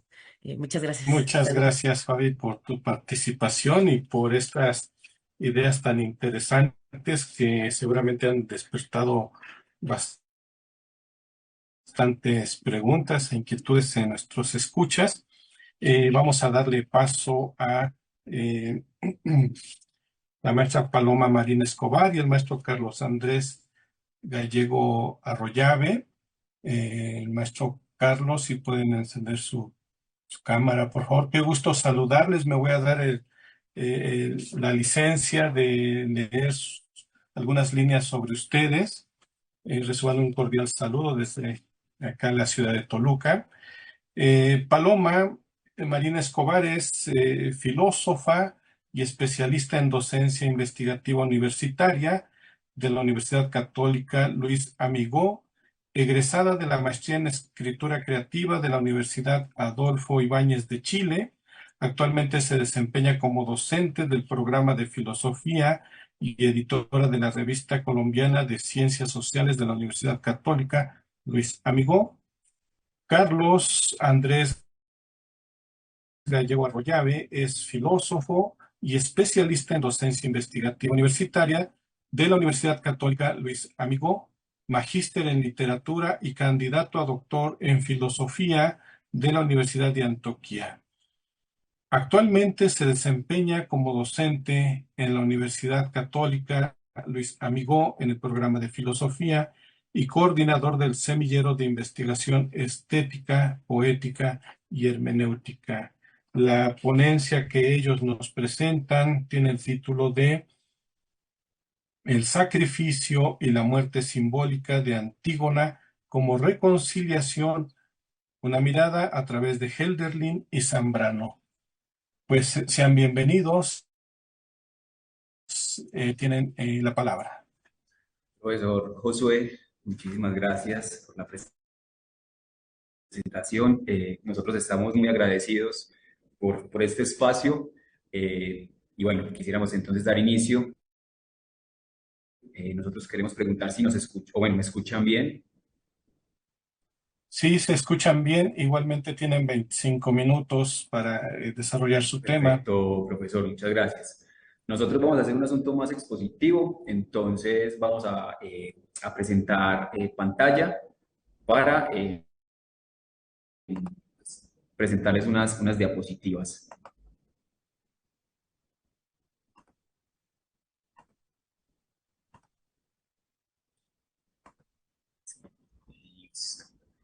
Bien, entonces, como muy bien lo expuso el profesor Josué, nuestro tema versa sobre el arquetipo de Antígona, especialmente el arquetipo que presenta Hölderlin y María Zambrano, a partir pues, de dos conceptos, dos ideas, dos elementos que son relevantes en estos dos pensadores, que es el sacrificio y la muerte simbólica, como un asunto de reconciliación consciente y subjetiva. Entonces, damos inicio. La estructura de esta ponencia, de esta presentación es pues, una introducción, un contexto histórico a la obra Sofoclea. Un segundo punto es el sacrificio y la muerte en la traducción de Antígona de Hölderlin. Un tercer aspecto es el sacrificio y la muerte en la obra La tumba de Antígona de María Zambrano. Y como último acápite, pues la resignificación simbólica o la resignificación del concepto de muerte como metáfora y pues un diálogo, si se puede dar, entre María y Hölderlin. ¿Listo? Bien, yo creo que quisiera empezar con unas ideas del gran estudioso español Luis Gil Fernández, que sabemos murió en el 2021, y Luis Gil, de alguna manera, en su libro y en su primer capítulo del libro Transmisión Mítica, nos va a decir el por qué es tan necesario o por qué recurrimos aún a los estudios clásicos, por qué recurrimos aún a el héroe trágico o a la heroína trágica, y es básicamente por varios asuntos. Y Luis Hill dice que pues el género trágico, la tragedia trágica y el componente de tragicidad se tornan relevantes y se tornan bastante importantes en un mundo tecnificado, en un mundo de consumo, en un mundo autoritario en sentido ideológico y de algún modo pensar y asumir los estudios clásicos o en este caso el pensamiento mítico o el conocimiento mítico, pues se torna relevante para un reconocimiento y una reconciliación del individuo con consigo mismo y también con la historia. Es entender también que el mito, pues, se puede asumir como una recuperación de lo sagrado, dado pues, el pensamiento o la actitud nihilista del siglo XX. Entonces Luis Hill dice que recurrir al mito y recurrir al rito, pues es casi una significación de juego. Y aquí hay algo muy fundamental y es que para Luis Hill el juego es cuando la masa, ¿cierto? La masificación va al teatro. Y cuando la masa va al teatro, se reconoce en el héroe trágico y se reconoce en el personaje. Y en ese sentido, cuando se reconoce en el personaje trágico, pues hay una exposición consciente de un síntoma. Y esa exposición consciente del síntoma es, en esencia, pues la carencia histórica y la carencia ontológica del sujeto. Por tanto, hay que, y por último, para dar paso a la siguiente diapositiva, es entender, y Luis Hill lo anota de una manera muy hermosa, y es que el mito trágico o la exposición trágica griega o la tragedia ática no tiene o no pervive solamente por un componente político, ¿cierto? Sino que también pervive, y aquí Luis Hill toma con muchísima fuerza este argumento, es la pervivencia de la emoción trágica, ¿cierto? Y cómo la tragicidad permite casi una reconstrucción ontológica, permite una reconstrucción histórica y también permite una reconstrucción ética. Por eso, nosotros, la profe Paloma y yo, pues tomamos el arquetipo de Antígona como la pervivencia del mito a partir de la reconstrucción histórica, ontológica y ética. Bueno, siguiendo en esta línea, en su estudio introductorio a la traducción de Hölderlin al español, Friedrich Hölderlin traduce la Antígona al alemán y Elena Cortés Gabauda la traduce al castellano. En su estudio introductorio a esta traducción en castellano, ella señala algo que nos parecía importante introducir en esta presentación, y es la posibilidad de la pluralidad de Antígonas. Ella señala 4 Antígonas, sin embargo nosotros se nos ha abierto, digamos, la puerta de explorar cuántas más podría haber, en el sentido de, y quisiera retomar pues 2 conceptos que trabajó el profesor Carlos en la anterior diapositiva, y son el de rito y juego. Estas versiones no acaban siendo más que una reproducción ritual a través del juego que cada una ofrece, digamos, al espectador también. Entonces, la primera de ellas es la mítica, que Elena Cortés la reconoce, digamos, en la original, en la versión original, que es la escrita por Sófocles. Allí, bajo la categoría de mito, va a albergar el hecho de que los personajes todavía representan asuntos atávicos, incluso de tradición, religiosos, ligados obviamente a la tradición griega. Dentro de la categoría filosófica, Cortés va a instaurar a Hölderlin, lo que resulta bastante interesante y paradigmático, porque realmente lo que hace es una traducción. Entonces ya aquí, desde ya, vamos a empezar como a ver la tesis de el traductor realmente solamente es traductor, solamente es un ejercicio filológico, o también se puede permitir mediante la traducción pensar en una versión de la obra. Entonces ella acepta que realmente es una versión y que es filosófica más allá de mítica. La política, que Elena Cortés la suscribe a la obra de Brecht, que surge en 1948, y la estética la suscribe a la obra fílmica, que además la unen en este mismo texto donde hacen la traducción de Hölderlin.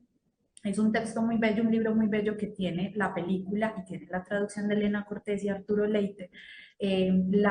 Digamos, la versión estética sería la película de Straub y Juliet, que son, pues, son parejas, son una pareja de cineastas suscritos a la Nouvelle Vague y a todo este nuevo movimiento del cine alemán hacia 1994.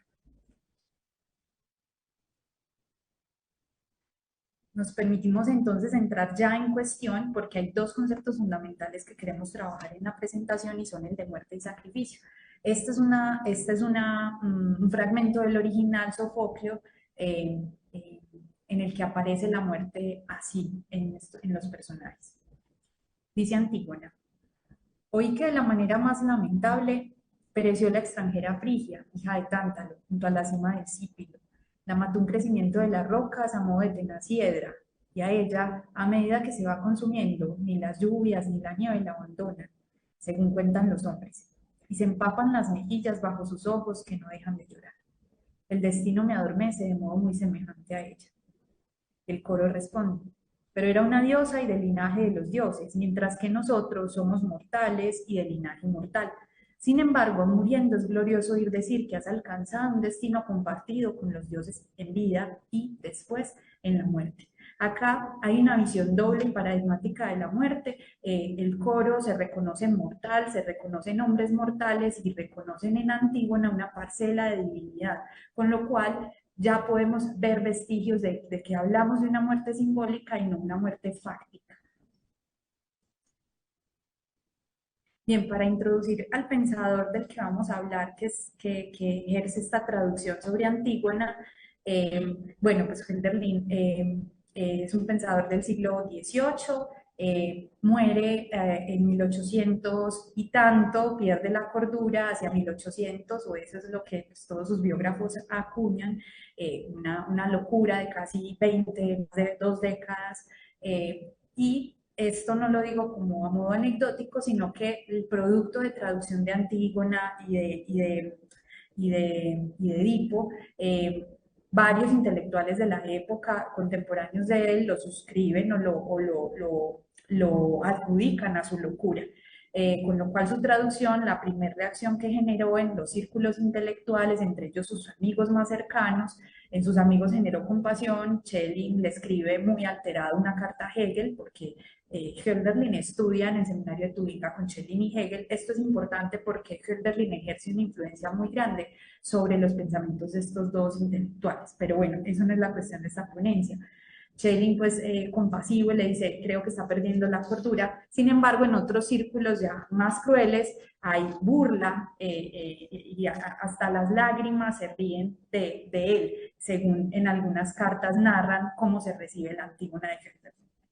Esto es importante porque entonces varios estudiosos se van a tomar digamos, el atrevimiento, un buen atrevimiento, de ver si realmente es una errata o hace parte de la época de la locura de Hölderlin, o realmente es una traducción genial. Elena Cortés va a decir que es genial, en el sentido en que Hölderlin descifra asuntos que estaban ocultos en la propia obra de Sófocles y logra ponerlos a la luz y logra traer unos conceptos que habían estado, digamos, olvidados, o que se piensa que por la traducción, cuyo objetivo es ser literal, explicar y hacerse cercana en el lenguaje, ese es el único propósito que tiene una traducción. Hölderlin trastoca todo esto, y me voy a permitir leer unos fragmentos de uno de los estudios, pues a partir de ahora leer un poco los fragmentos de lo que hemos estudiado y escrito. Santiago Hernández, en un texto, en un artículo de reflexión titulado Lo trágico cercado por el pensamiento, la poesía y la traducción, consideraciones preliminares sobre la Antígona de Hölderlin, dirá que lo que Hölderlin hace es torcer el alemán hasta rozar el límite de la gramaticalidad. Hernández sienta así su posición sobre la labor de traducción de Hölderlin, parece insinuar cierto acto de voluntad en consecuencia, aún a su criterio, al del propio Hellinger, que cita cuando afirma que Ellingrad va a decir sobre la traducción de Hölderlin lo siguiente: tuvo que resultar una extraña mezcla de familiaridad con la lengua griega y una viva aprehensión de su belleza y carácter junto con el desconocimiento de sus reglas más sencillas y una carencia absoluta de exactitud gramatical. Siguiendo el estudio de Salvador Mas sobre la relación del suabo con los griegos, Hernández suscribe la idea de que Hölderlin no se posiciona frente a la Hélade ni desde una postura clasicista ni desde una postura romántica, la primera de las cuales atañe a una vindicación de lo griego como ahistórico y realidad pura, la segunda en concordancia con una mirada escatológica. Es decir, Hölderlin no vuelve a Sófocles para simplemente traerlo al lenguaje familiar de la modernidad que le atañe, o de su contexto moderno, sino que lo trae desde la extrañeza, y esa extrañeza y ese retorcimiento gramatical de su traducción lo que hace es descifrar para su tiempo, pero también para el tiempo de Sófocles, asuntos que estaban ocultos y que era necesario quitar el velo. ¿Qué entonces aparece básico en la traducción de Hölderlin? La contraposición que en su propio sistema filosófico es recurrente entre arte o cultura y naturaleza. Creonte representa el arte, la cultura, digamos, las leyes establecidas, las leyes firmadas y suscritas por los ciudadanos, y Antígona va a representar la naturaleza. Ante lo cual Hölderlin va a acuciar dos conceptos fundamentales en su obra, que son lo orgánico, ligado a la cultura y al arte, y lo aórgico como la naturaleza. Esa relación irreconciliable en la modernidad, porque la modernidad lo que hace para Hölderlin es escindir al ser, escindirlo en un sujeto y objeto, y más categórico aún es escindirlo en sujeto-sujeto, yo igual yo. Él es categórico con la crítica al idealismo fichteano. Entonces lo que él representa en su traducción, lo que trae a la luz, es cómo este conflicto, cómo Creonte representa eso orgánico y Antígona lo aórgico, con lo cual se respalda lo que el profesor Carlos decía con por qué Sófocles hoy, y es que justamente puede dar cuenta de sus propios conceptos filosóficos a partir de la traducción de la obra. En ese sentido, Hölderlin reflexiona desde la posición de un poeta en tiempos de penuria, porque él está viviendo no solo la penuria, los dioses olvidados, el olvido de la antigüedad, el olvido de lo que Grecia, digamos, la Grecia que logró edificar un pensamiento filosófico originario, está totalmente olvidado y vedado por la subjetividad y por la visión reproductiva de esa propia subjetividad que es idealista. Entonces, por eso él no se suscribe ni a ese asunto romántico desde lo escatológico hacia Grecia, ni tampoco desde el asunto de la Hélade y de la subjetividad. Hay entonces en la traducción una propuesta dialéctica, de dialéctica histórica, que bueno, más adelante en las conclusiones intentaremos redondear, que es ese diálogo de la traducción con su propio tiempo. La muerte, en ese sentido, es un ejercicio simbólico necesario mediante el cual el héroe se ratifica como instaurador de patria, del tiempo y la historia. Esto se lleva a cabo mediante la disolución real y disolución ideal como movimientos de la órbita excéntrica y en decidida resignificación de la poética aristotélica con la noción de cesura. Dado lo anterior, nos permitimos pensar si Hölderlin aplicara esta misma lógica a su ejercicio de traducción pensante en la figura de Antígona, cuya muerte simbólica no expresaría otra cosa que el movimiento de la obra. ¿A qué alude Hölderlin con la órbita excéntrica? A que no hay un centro, eso ya es importante decirlo, entonces tanto Creonte como Antígona hacen parte de una suerte de excentricidad, de una extranjería frente a lo que sería el centro, y lo que se intenta encontrar con la obra, que para la poética aristotélica sería una catarsis, y que surge a propósito de la cesura, del momento de cesura de la obra, es la reconciliación. Pero Hölderlin no se agota en la poética aristotélica y va a proponer los conceptos de disolución real y disolución ideal. Para él la disolución real se da en la catarsis tal y cual aparece en la poética aristotélica, pero él quiere ir un poco más allá y pensar en una disolución ideal cuando, una vez sucedido el momento de cesura y el momento de catarsis, también es posible crear algo nuevo a partir de ello, un producto estético a partir de ello, mejor dicho, lo que él está haciendo con la propia traducción. Eso es importante porque entonces la obra se convierte en una obra para todos los tiempos, no histórica, sino para todos los tiempos. Así, el sacrificio y la muerte permiten comprender la figura de Antígona como Antiteos. Antígona es el sujeto de conocimiento por excelencia, un individuo que quiere saber y sin embargo defiende leyes que están por encima de la mera subjetividad idealista. Su poetizar es la vida y la vida se dignifica y reconcilia con un destino más alto a través de la muerte. Hölderlin va a hablar del antiteos como una suerte de sublime burla. Para él, Antígona no solamente está cuestionando las leyes establecidas, sino que lo hace a partir de una suerte de posicionamiento de ella misma como ser divino, sin embargo, contrario a los dioses. En este caso, Dios es la ley establecida y ella sería ese antiteos. Entonces, para él, ella representa una suerte de eso, de sublime burla. Me voy a permitir leer un fragmento de las notas que él escribe en su traducción sobre ella para pues, como ir cerrando ese concepto.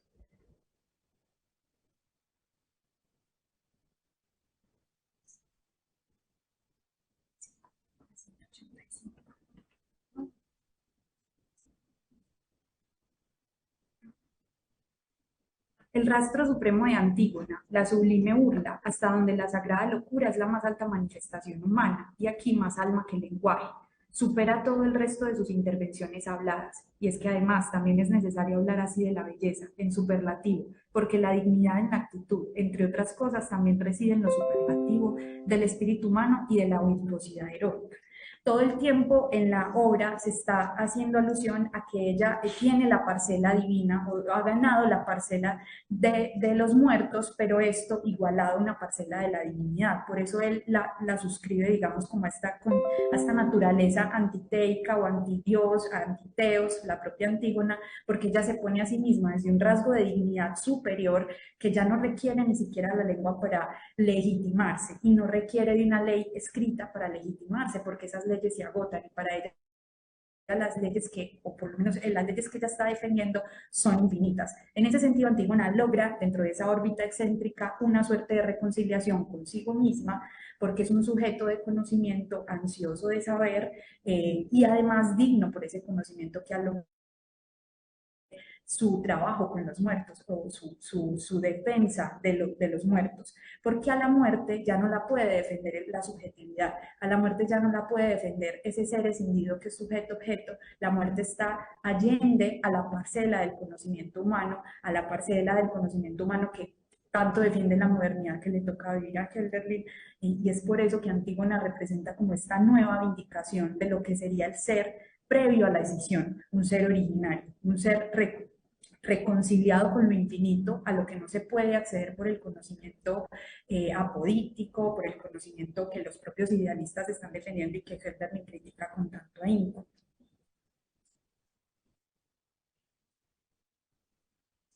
Bien, para entonces hacer una conexión con Hölderlin y Zambrano, permito leer esta traducción de Hölderlin, donde dice: Antígona, he escuchado que igual al desierto se volvió la de rica vida, la Frigia, criada en el regazo de Tántalo, en la cima de Cípilo, que rugosa se volvió y como las tiras de hiedra quedó la lenta roca abrazada, y que siempre a su lado, según cuentan los hombres, se queda el invierno y le lavan el cuello, lágrimas claras como nieve de sus pestañas, igual que a ella, presto me lleva un espíritu al lecho.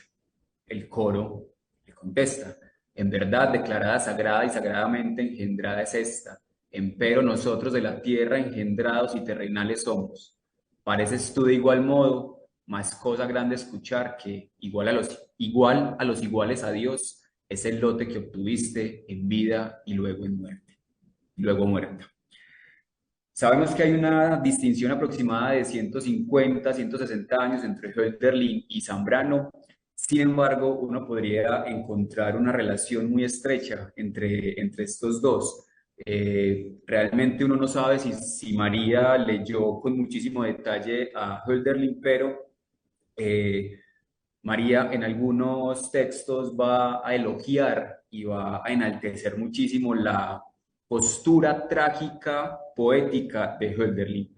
Entonces, antes de llegar a la tumba de Antígona, es menester recurrir a 4 puntos que Zambrano trabaja en el libro que publica obviamente en México, en su exilio en México, El hombre y lo divino, ¿cierto? Especialmente en el capítulo de qué es la piedad o la sinopsis de la piedad, que es un término muy fundamental para entender esta concepción trágica e histórica de María Zambrano. Entonces, en un primer momento, hay que entender la piedad como otra forma de pensar la realidad. Y la piedad es pura pasividad, es puro padecimiento. La piedad es una forma de sentir la realidad desde la heterogeneidad y desde la multiplicidad. En ese sentido, para María Zambrano, la piedad se entiende primeramente como una relación adecuada con lo otro. ¿Y qué es un pensamiento, un acercamiento adecuado con lo otro? Pues es un acercamiento hacia el espacio sagrado y también hacia los dioses. Por eso, para María Zambrano, el primer acto o la primera actividad piadosa de los griegos hacia los dioses fue el sacrificio, ¿cierto? Por eso, para María va a ser muy importante la tragedia griega. La tragedia griega es puro sacrificio, la tragedia griega es pura piedad y la tragedia griega es pura acción. Por eso, para María, tanto Esquilo como Sófocles y como Eurípides son poetas que se inspiran piadosamente. Pero esa inspiración es una inspiración angustiosa.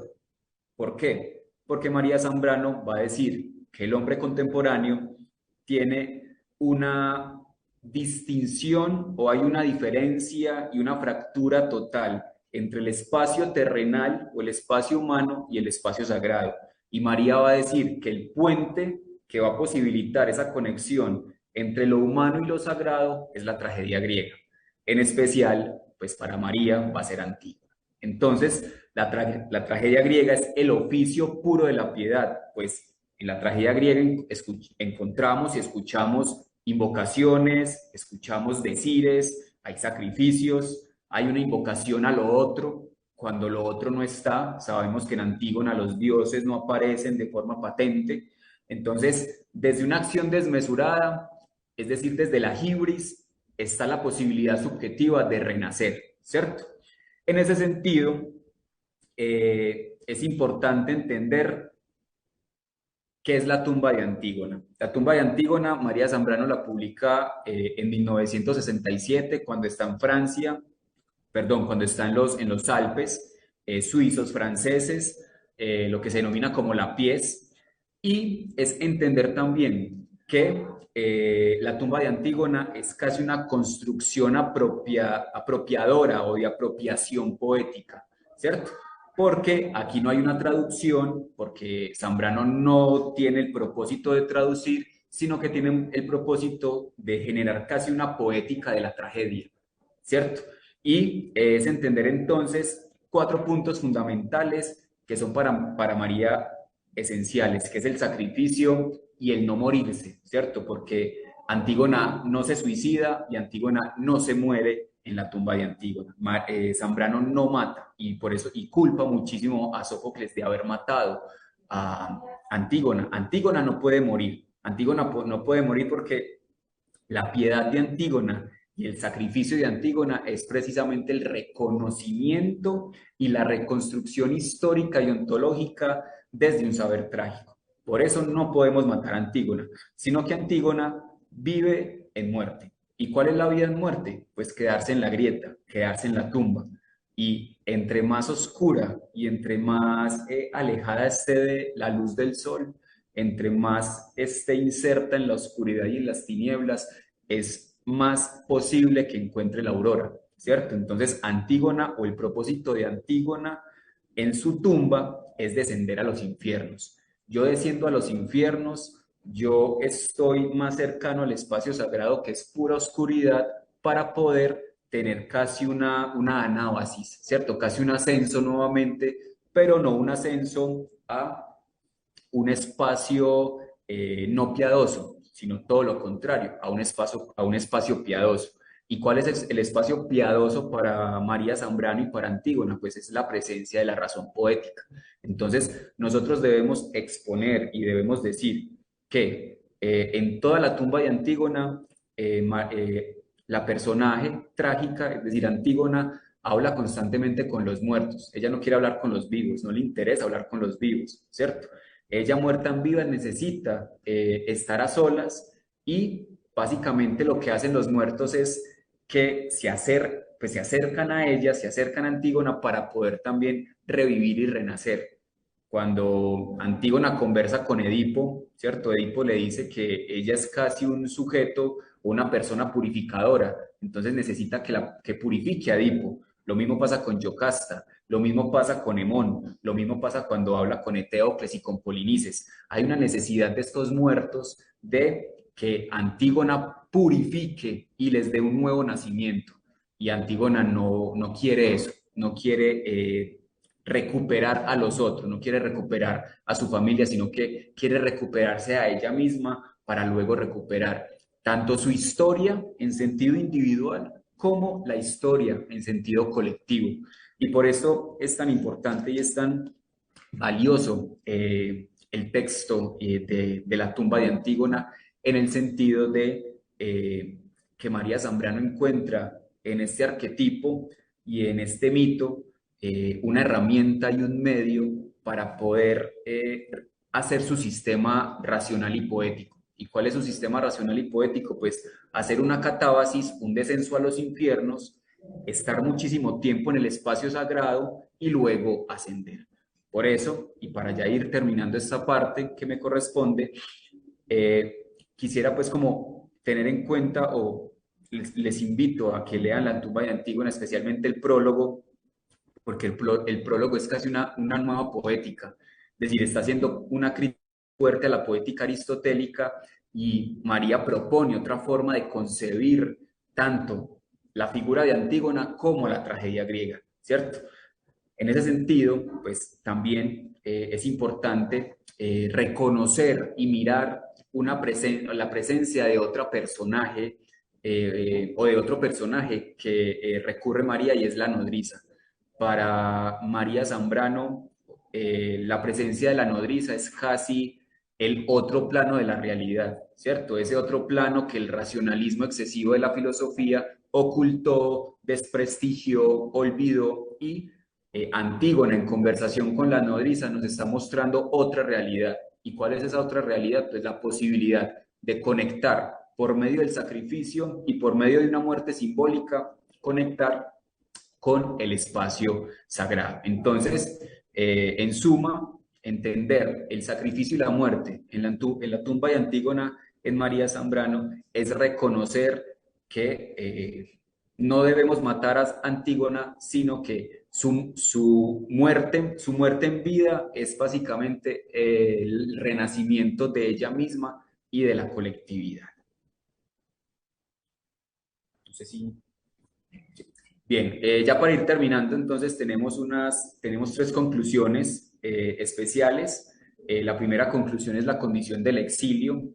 Hay que recordar que María Zambrano se exilia en el 39 y llega directamente a México. Entonces, cuando llega a México, luego pasa a Cuba y luego pasa a Puerto Rico y retorna nuevamente a Italia y a Francia, ese movimiento para María, primero es un sacrificio, ¿cierto? Es decir, ese trasegar geográfico es un sacrificio, y por eso Antígona también se convierte en un yo poético que es básicamente Zambrano, ¿cierto? Uno podría leer biográficamente la tumba de Antígona. Entonces, ese exilio es casi un proceso ambivalente y de altibajos, porque hay un descenso a los infiernos, y es cuando María sale de España y llega acá a Latinoamérica, y casi una nueva anábasis cuando llega a la Pies y llega a Francia y empieza casi a recuperar su conciencia histórica y su conciencia ontológica. Con Hölderlin. Básicamente el exilio de Hölderlin es su locura. Sin embargo, también transita por diferentes puntos geográficos en Europa al no encontrarse, no hallarse en un sitio. Su trabajo de preceptor nunca estuvo en un solo sitio, además que tuvo situaciones traumáticas y caóticas en las casas donde trabajó como preceptor. Nunca se halla en una patria. La patria suya es el aislamiento y es esa propia locura. Y ya pasando, pues digamos, como a la conclusión o redondear el asunto de la importancia de la palabra poética para la configuración de la historia, y en ese sentido como la muerte y el sacrificio, la condición sacrificial aparecen en estas 2 versiones como metáfora.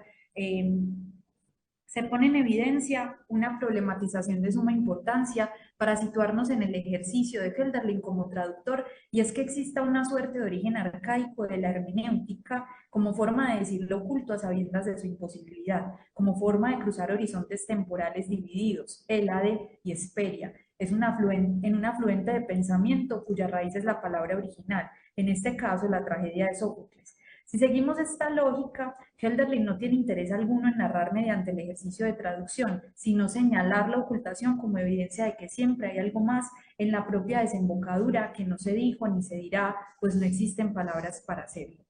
Leite, también en el estudio introductorio sobre la traducción, problematiza un asunto importante sobre la muerte, y es el significado de la sepultura, la acción de ocultar los muertos, borrarlos de la esfera política y social en contraposición al imperativo divino que defendía Antígona. Aparece también como una forma moderna de transgredir el propio sentido de la muerte. Y en ese sentido, el poder de la naturaleza que se contrapone a Órgica, a todo lo orgánico establecido por los hombres. En esta medida, cuando los hombres también se sienten amos y señores de la muerte, casi que el hombre moderno, el conflicto dioses-hombres no encuentra forma de ser narrado, porque justamente en la muerte se expresa la irreconciliable pugna y la imposible armonización del mundo.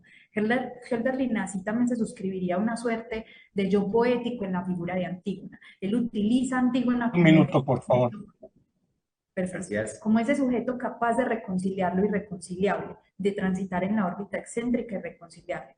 Ya para finalizar la idea de Hölderlin y dar paso a la conclusión sobre Zambrano, él va a distinguir algo muy importante sobre la muerte, y es la muerte como fácticamente mortal desde dos consideraciones: la palabra mortificadora y la palabra mortífera. Para Hölderlin, la palabra mortífera está en la obra original, cuando Sófocles asesina, efectivamente mata, efectivamente, aunque sea por mano propia, Antígona.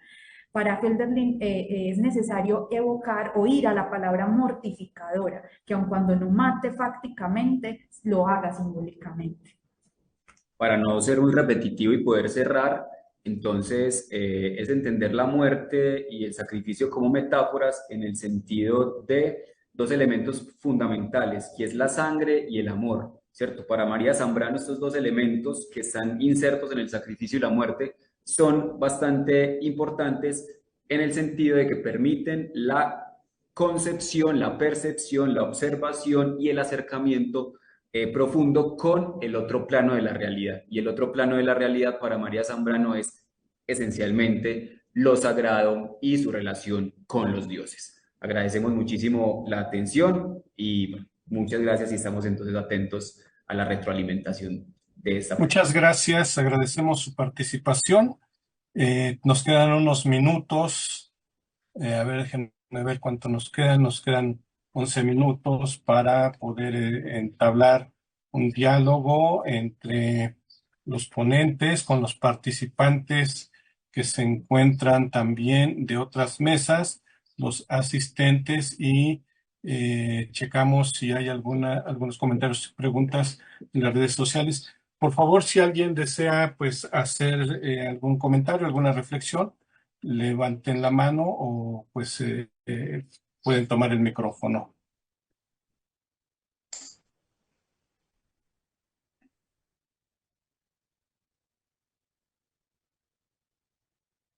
Juan Carlos, ¿quieres comentar algo? Hola, profesor Josué. No. Ok, gracias. Vi que se encendió tu recuadro. Bueno, pues no sé si alguien desee ahondar un poquito más. Maestra Claudia, si deseas ahondar un poquito más en alguna idea que dejaste al aire, tienes algunos minutitos, por favor. Sí, no, por ahí poner en conexión un poco todo lo que se venía diciendo, ¿no? Porque si bien hemos cada uno tomando una perspectiva distinta, me parece que el tema de las emociones lo hemos trabajado todos, incluso en la última ponencia de Antígona.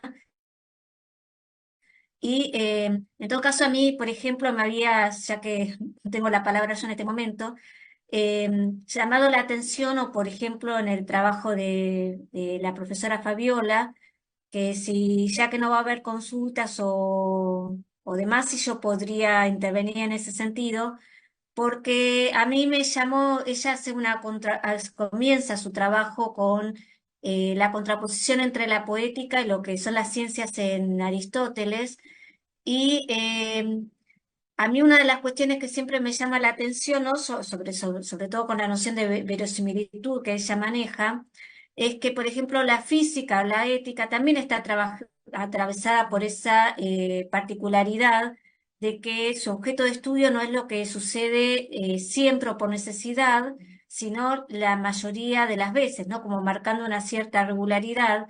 Y en ese sentido, ¿no? La poética, así como Aristóteles logra reivindicar a la física de lo que la trata de Platón como una opinión o algo verosímil en términos platónicos, recupera la poética, ¿no? En donde esto de que se ocupa de lo universal y de las pasiones, que en definitiva es interesante, ¿no? Porque tiene todo un aspecto ético relevante, porque una de las cosas que a mí me llaman la atención es que, y me parece que es un giro con respecto a Platón, es que las virtudes se definen en términos de pasiones, no como lo opuesto.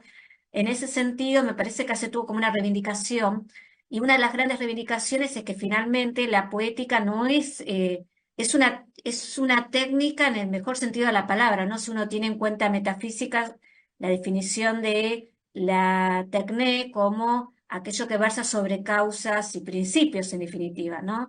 Entonces, por ahí ahondar un poco en esa contraposición que ella había hecho en el comienzo de su exposición, ¿no? Sobre todo porque después cita Poética 9 y ahí la trata como la más filosófica entre la historia y la poética, ¿no?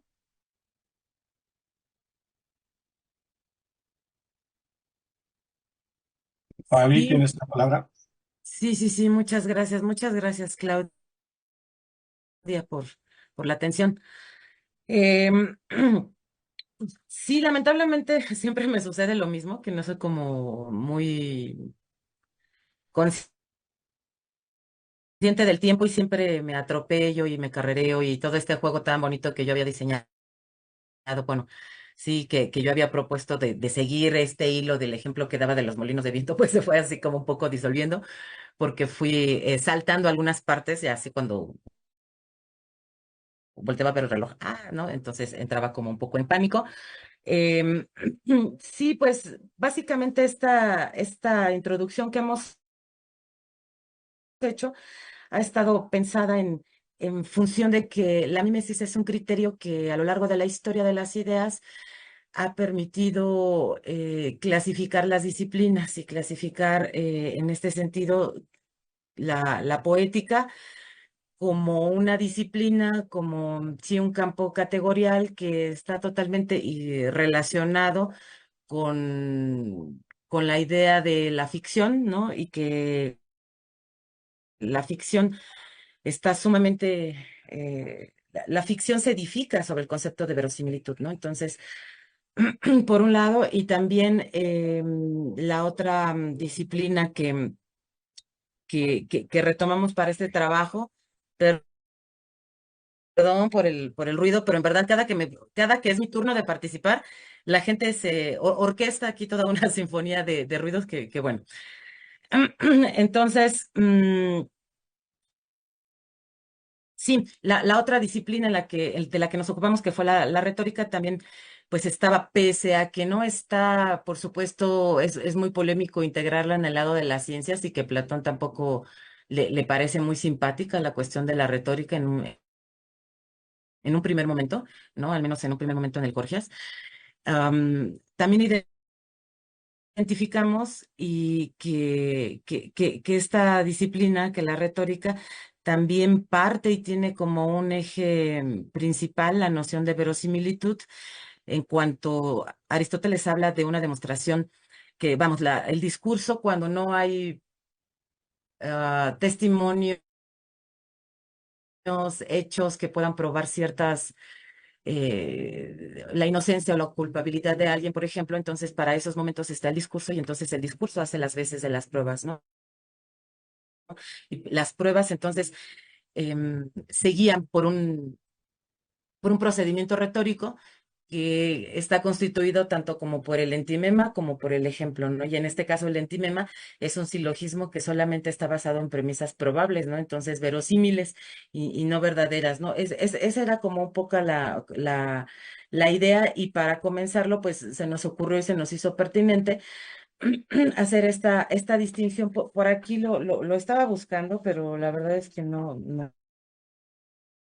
lo encontré bien a bien, que en el caso en el caso de la poética, por ejemplo, incluso también de la retórica, la relación es de discurso a discurso, no como en el caso de las ciencias, ¿no? Que comentaba Claudia, sino una posible realidad, o perdón, una posible relación entre discurso y realidad, sino que en el caso de la retórica y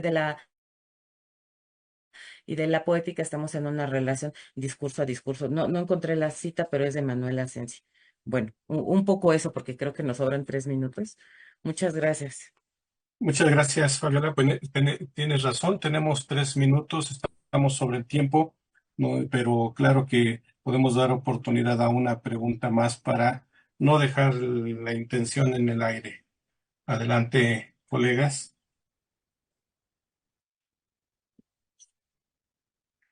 Bueno, pues si no hay alguna otra pregunta, comentario, reflexión. Hay una en el chat. Hay una en el chat. A ver, es que el chat, a ver, dice, ¿se pudiera ampliar un poco por parte de la doctora Claudia sobre la importancia de las pasiones en el político?